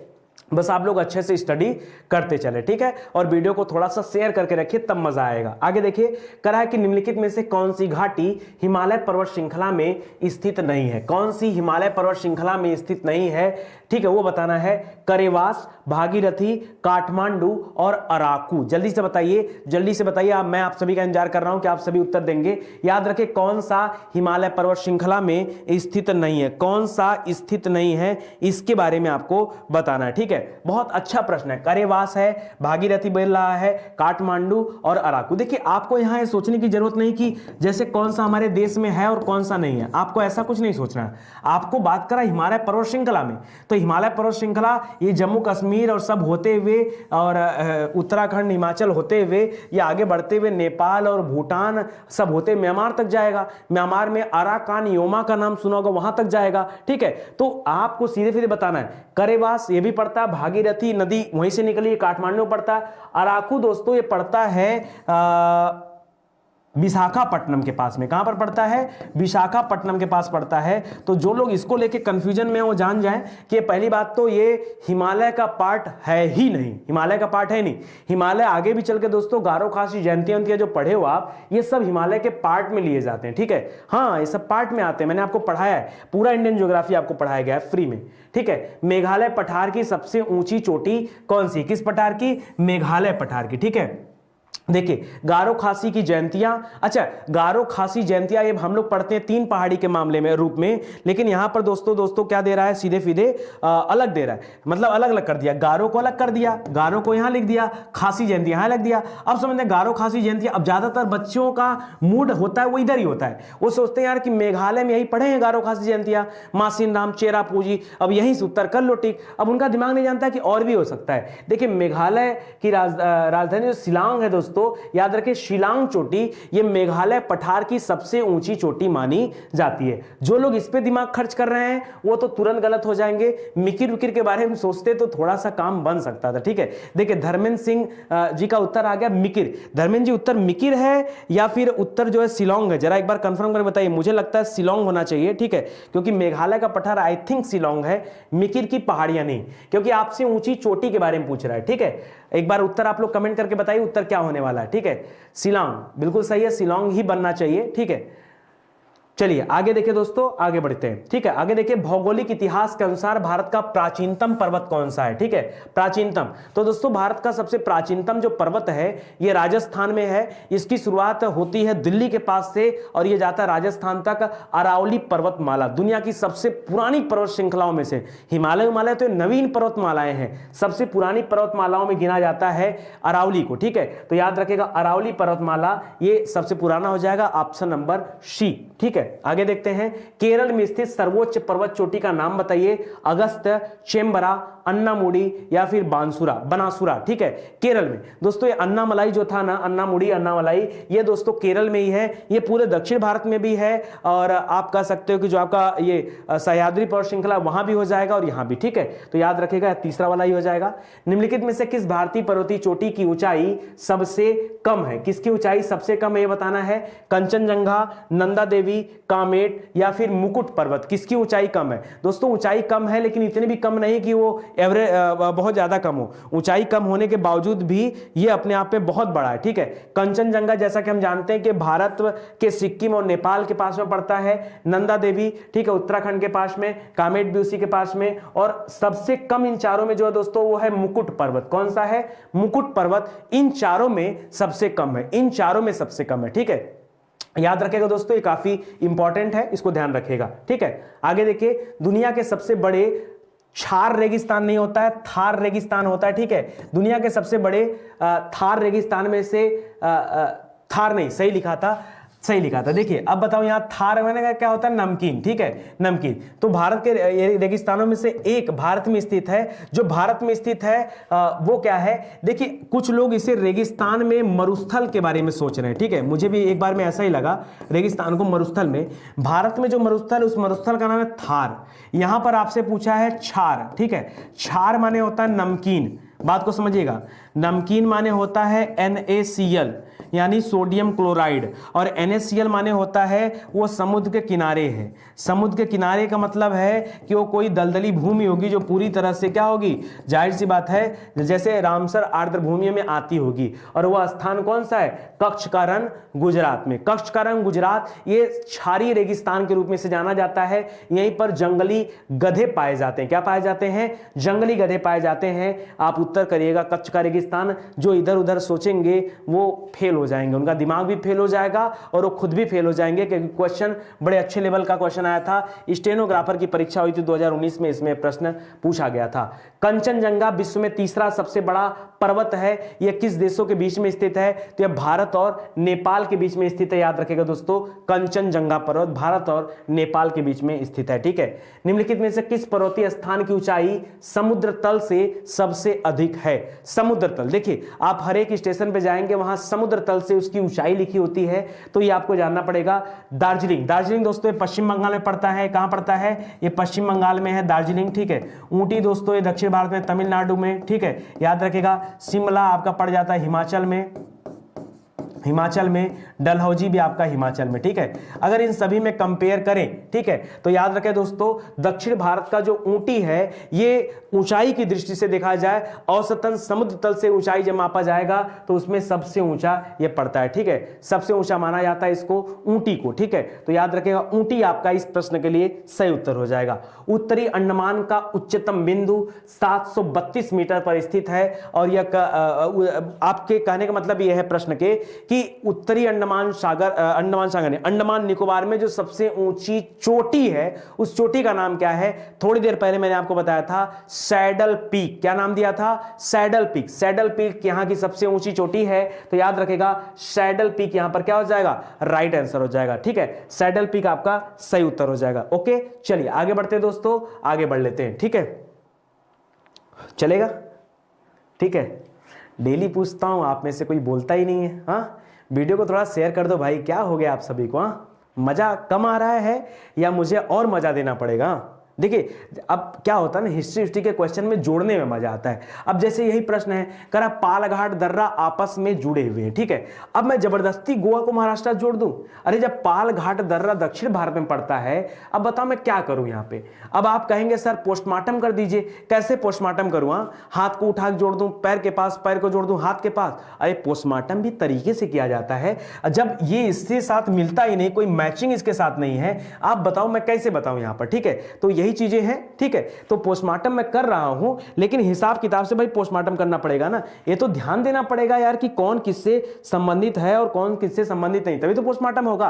कंप्यूटर ऑपरेटर की परीक्षा हुई थी 2020 में, जिसमें प्रश्न आया था। ठीक है, अब जो सही उत्तर बनता हो क्या बनता है? पालघाट दर्रा पड़ता दक्षिण भारत में और केरल से तमिलनाडु जाने का मार्ग बनाता है, केरल से तमिलनाडु। ठीक है, तो इसका उत्तर बनेगा केरल तक। अब मैं क्या करूं, आपको तमिलनाडु से आंध्र प्रदेश तो लेके जाऊंगा ना, क्योंकि यहां पर ऐसा कोई दर्रा भी नहीं। मैं आपको बता दूं, कर्नाटक से केरल ऑलरेडी सटा हुआ है, रोड सीधा जाता है, वहां भी दर्रा नहीं। मैं आपको क्या बताऊं यहां पर? ठीक है, इस वजह से इसको थोड़ा सा आप लोग ध्यान रखेंगे। ऑप्शन नंबर 2 यहां पर क्या होगा? सही हो जाएगा। चलिए आगे देखिए, निम्नलिखित में से कौन सा पर्वतीय दर्रा उत्तराखंड में स्थित नहीं है? पूछा भी तो क्या पूछ दिया, कौन सा स्थित नहीं है। अब देखिए लिपुलेख दर्रा, ये भी उत्तराखंड में है। अरे अभी इसी दर्रे के पास में स्थान था, ये लिपुलेख दर्रे को भी नेपाल अपने मैप में दिखा रहा था, जिसके लिए इतना हो हल्ला चल रहा था। ठीक है, तो इसको याद रखेगा दोस्तों, माना दर्रा, नीति दर्रा। ठीक है, ये सारे उत्तराखंड के दर्रे हैं। जरा आप कमेंट करके बताओ मेरे भाई, आप कमेंट करके बताओ। ठीक है, देखिए एक लड़का बोल दिया मुलिंगला दर्रा, कि मुलिंगला दर्रा सर यहाँ पे नहीं है। नहीं, मुलिंगला दर्रा, जो लोग बोल रहे हैं मुलिंगला दर्रा, उनका उत्तर बिल्कुल गलत है। याद रखेगा मुलिंगला दर्रा भी कहां पर पड़ता है? यह भी आपके उत्तराखंड में ही है, उत्तराखंड में ही है। लिपू लेक भी उत्तराखंड में ही है, लिपू लेक भी उत्तराखंड में ही है। आपका माना दर्रा, नीति दर्रा प्लस माना दर्रा, ये दोनों दर्रा कहां पर है? ये भी आपके उत्तराखंड में ही है। ठीक है, ये तीनों उत्तराखंड वाले हैं। सिपकिला आपका कहां पड़ता है दोस्तों? ये आपके हिमाचल प्रदेश में। सिपकिला दर्रा हो गया, रोहतांग दर्रा हो गया, ये सभी आपका कहां पर पड़ता है? ये आपके हिमाचल प्रदेश में पड़ता है। तो इसको आप याद रखेगा, यहां पर जो सही उत्तर होगा वो क्या होगा? वो सिपकिला होगा। जो लोग अलग अलग सोच रहे थे वो थोड़ा सा गड़बड़ भटक गए। देखो यहां बताने वाली बात थी, बता दिया कि कौन सा दर्रा कहां पड़ता है। अब जहां नहीं कुछ बताने लायक है वहां मैं क्या कर सकता हूं? जोजिला पास किससे जोड़ता है? ठीक है, जोजिला पास बहुत अच्छा क्वेश्चन है दोस्तों। करा कश्मीर को तिब्बत से। अरे कश्मीर को तिब्बत उब्बत से कुछ नहीं जोड़ेगा। ठीक है, ये किसको जोड़ता है? ये लेह को ले जाकर के श्रीनगर से जोड़ता है। किसको? लेह को ले जाकर के जोजिला दर्रा श्रीनगर से जोड़ता है। ठीक है, अच्छा यार बहुत सारे बच्चे अभी भी राज्य और केंद्रशासित प्रदेश में कंफ्यूजन में है, ठीक है। राज्य और जो केंद्रशासित प्रदेश थे इसको लेकर के कंफ्यूजन में है, तो मैं जरा कंफ्यूजन दूर कर दूं। देखिए शुरुआत में थे 29 राज्य और 7 केंद्र शासित प्रदेश, ठीक है, ये आपके थे, ठीक है 7। इसके बाद दोस्तों क्या हो गया, यहां से देखिए राज्यों की संख्या एक कम हो गई, क्योंकि जम्मू कश्मीर जो था उसको हटा दिया गया, तो राज्यों की संख्या आ गई 28 पे, ठीक है। और जम्मू कश्मीर को 2 केंद्र शासित प्रदेशों में बना करके डाल दिया गया यहां पर, ठीक है। तो अभी हो गए 7 2 9, ठीक है। तो 9 होते, लेकिन फिर 2020 में क्या किया गया, दमन दीव और दादरा नगर हवेली को मिला दिया गया, यहां से भी एक घट गया, तो अब ये बचे रह गए 8, ठीक है। तो इसको भी जरा आप याद रखेगा, कंफ्यूज में मत आइएगा, ठीक है। जो लोग भी लेखपाल का कोर्स ज्वाइन करना चाहते हैं, ठीक है, वो ज्वाइन कर लें, आपके पास बिल्कुल ज्यादा समय नहीं है। अभी तक 3-3 घंटे की क्लास आप सभी को दी जा रही थी, अब 3 घंटे से अधिक की क्लास आपको दी जा रही है। नीचे की तरफ आपको दिख रहा होगा कि आप अगर चाहें तो लेखपाल का बैच ज्वाइन कर सकते हैं, ठीक है।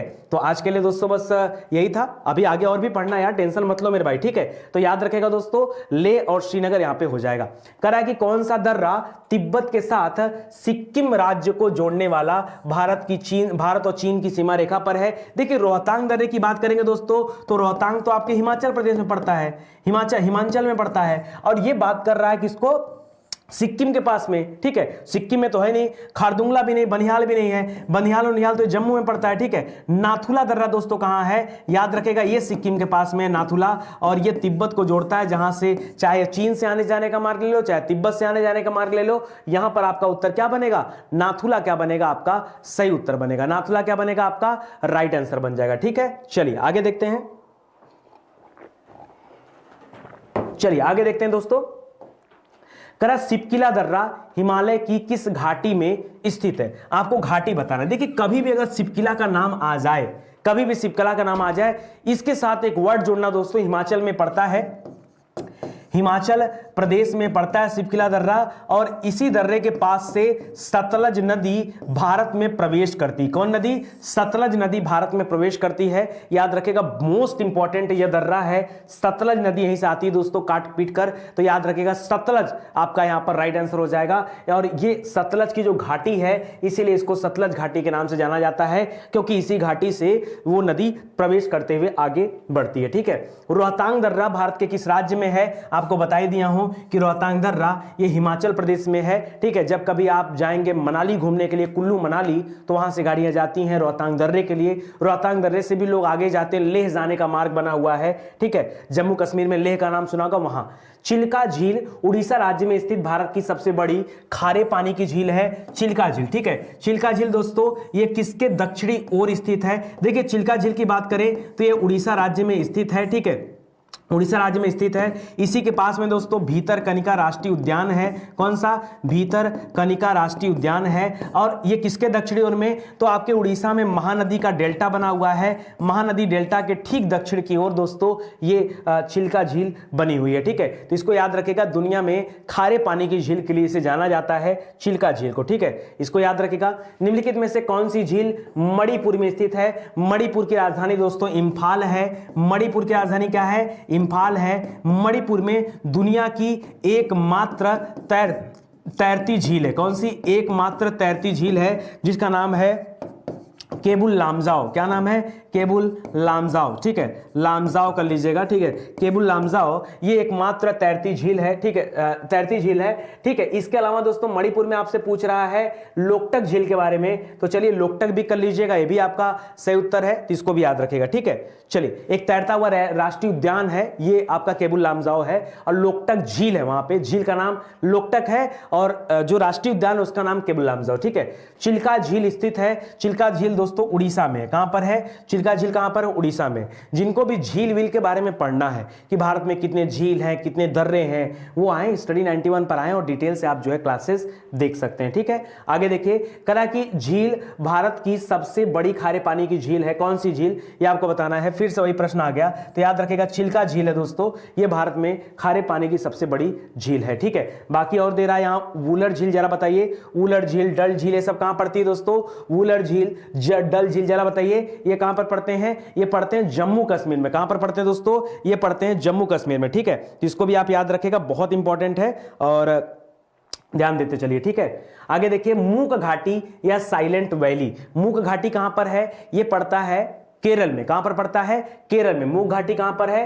केरल में है, पश्चिमी घाट के पास में है। क्यों इसका नाम मूक घाटी है? क्योंकि यहां पर बहुत ज्यादा शांति है। क्यों शांति है? अरे जान लीजिए, बहुत बड़ा जैव विविधता का केंद्र है ये, ठीक है। तो इसको याद रखेगा। साइलेंट वैली कहां पर है? ये केरल में पड़ता है, केरल याद रखेगा। थोसेघर वाटरफॉल ये किस राज्य में स्थित है?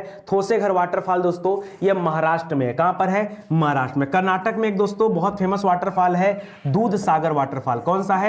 दूध सागर वाटरफॉल, ये याद रखेगा, ठीक है, इंपॉर्टेंट है। मध्य प्रदेश का धुआंधार वाटरफॉल का नाम सुना होगा, धुआंधार वाटरफॉल। मध्य प्रदेश का धुआंधार वाटरफॉल ये जबलपुर के पास में है, नर्मदा नदी पर बना हुआ है, ठीक है, नर्मदा पर बना हुआ है। ये सब भी आप याद रखेगा। आगे देखिए, आपको सूची 1 को सूची 2 से मिलाना है। चिल्का झील हम लोगों ने पढ़ा उड़ीसा में है।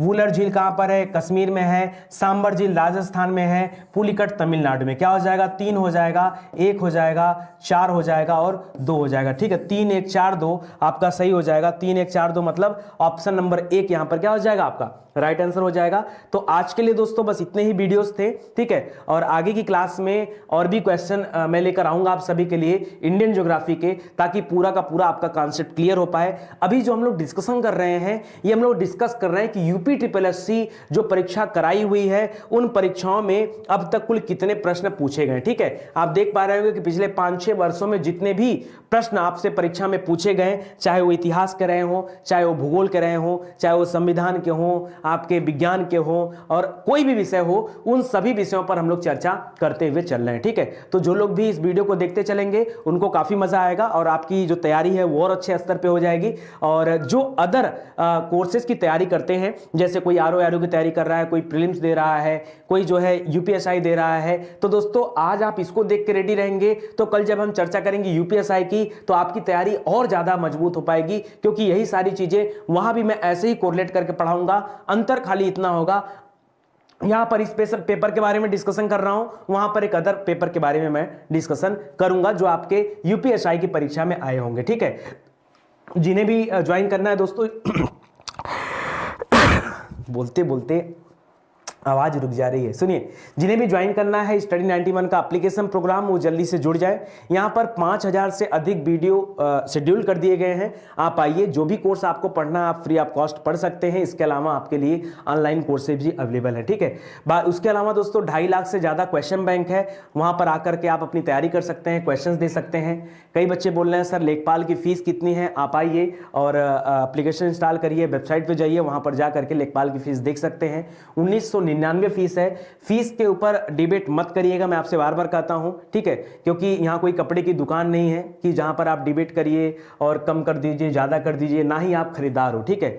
आपको अपनी जिंदगी बनानी है। आप हमेशा अच्छे मटेरियल, अच्छी क्लास के बारे में बातचीत करो। ये बताओ कि सर डाउट क्लासेस कैसे क्लियर होंगे, सर आपके यहाँ जो लोग पढ़ाएंगे वो कैसे पढ़ाएंगे, सर आपसे हम ज्यादा चीजें कैसे पढ़ लें, क्योंकि कुल मिला जुला करके जो 1999 रुपए खर्च होने वाले हैं, ये आपको सफल बनाएंगे कि नहीं बनाएंगे, सबसे बड़ा मुद्दा इस बात का है, ठीक है।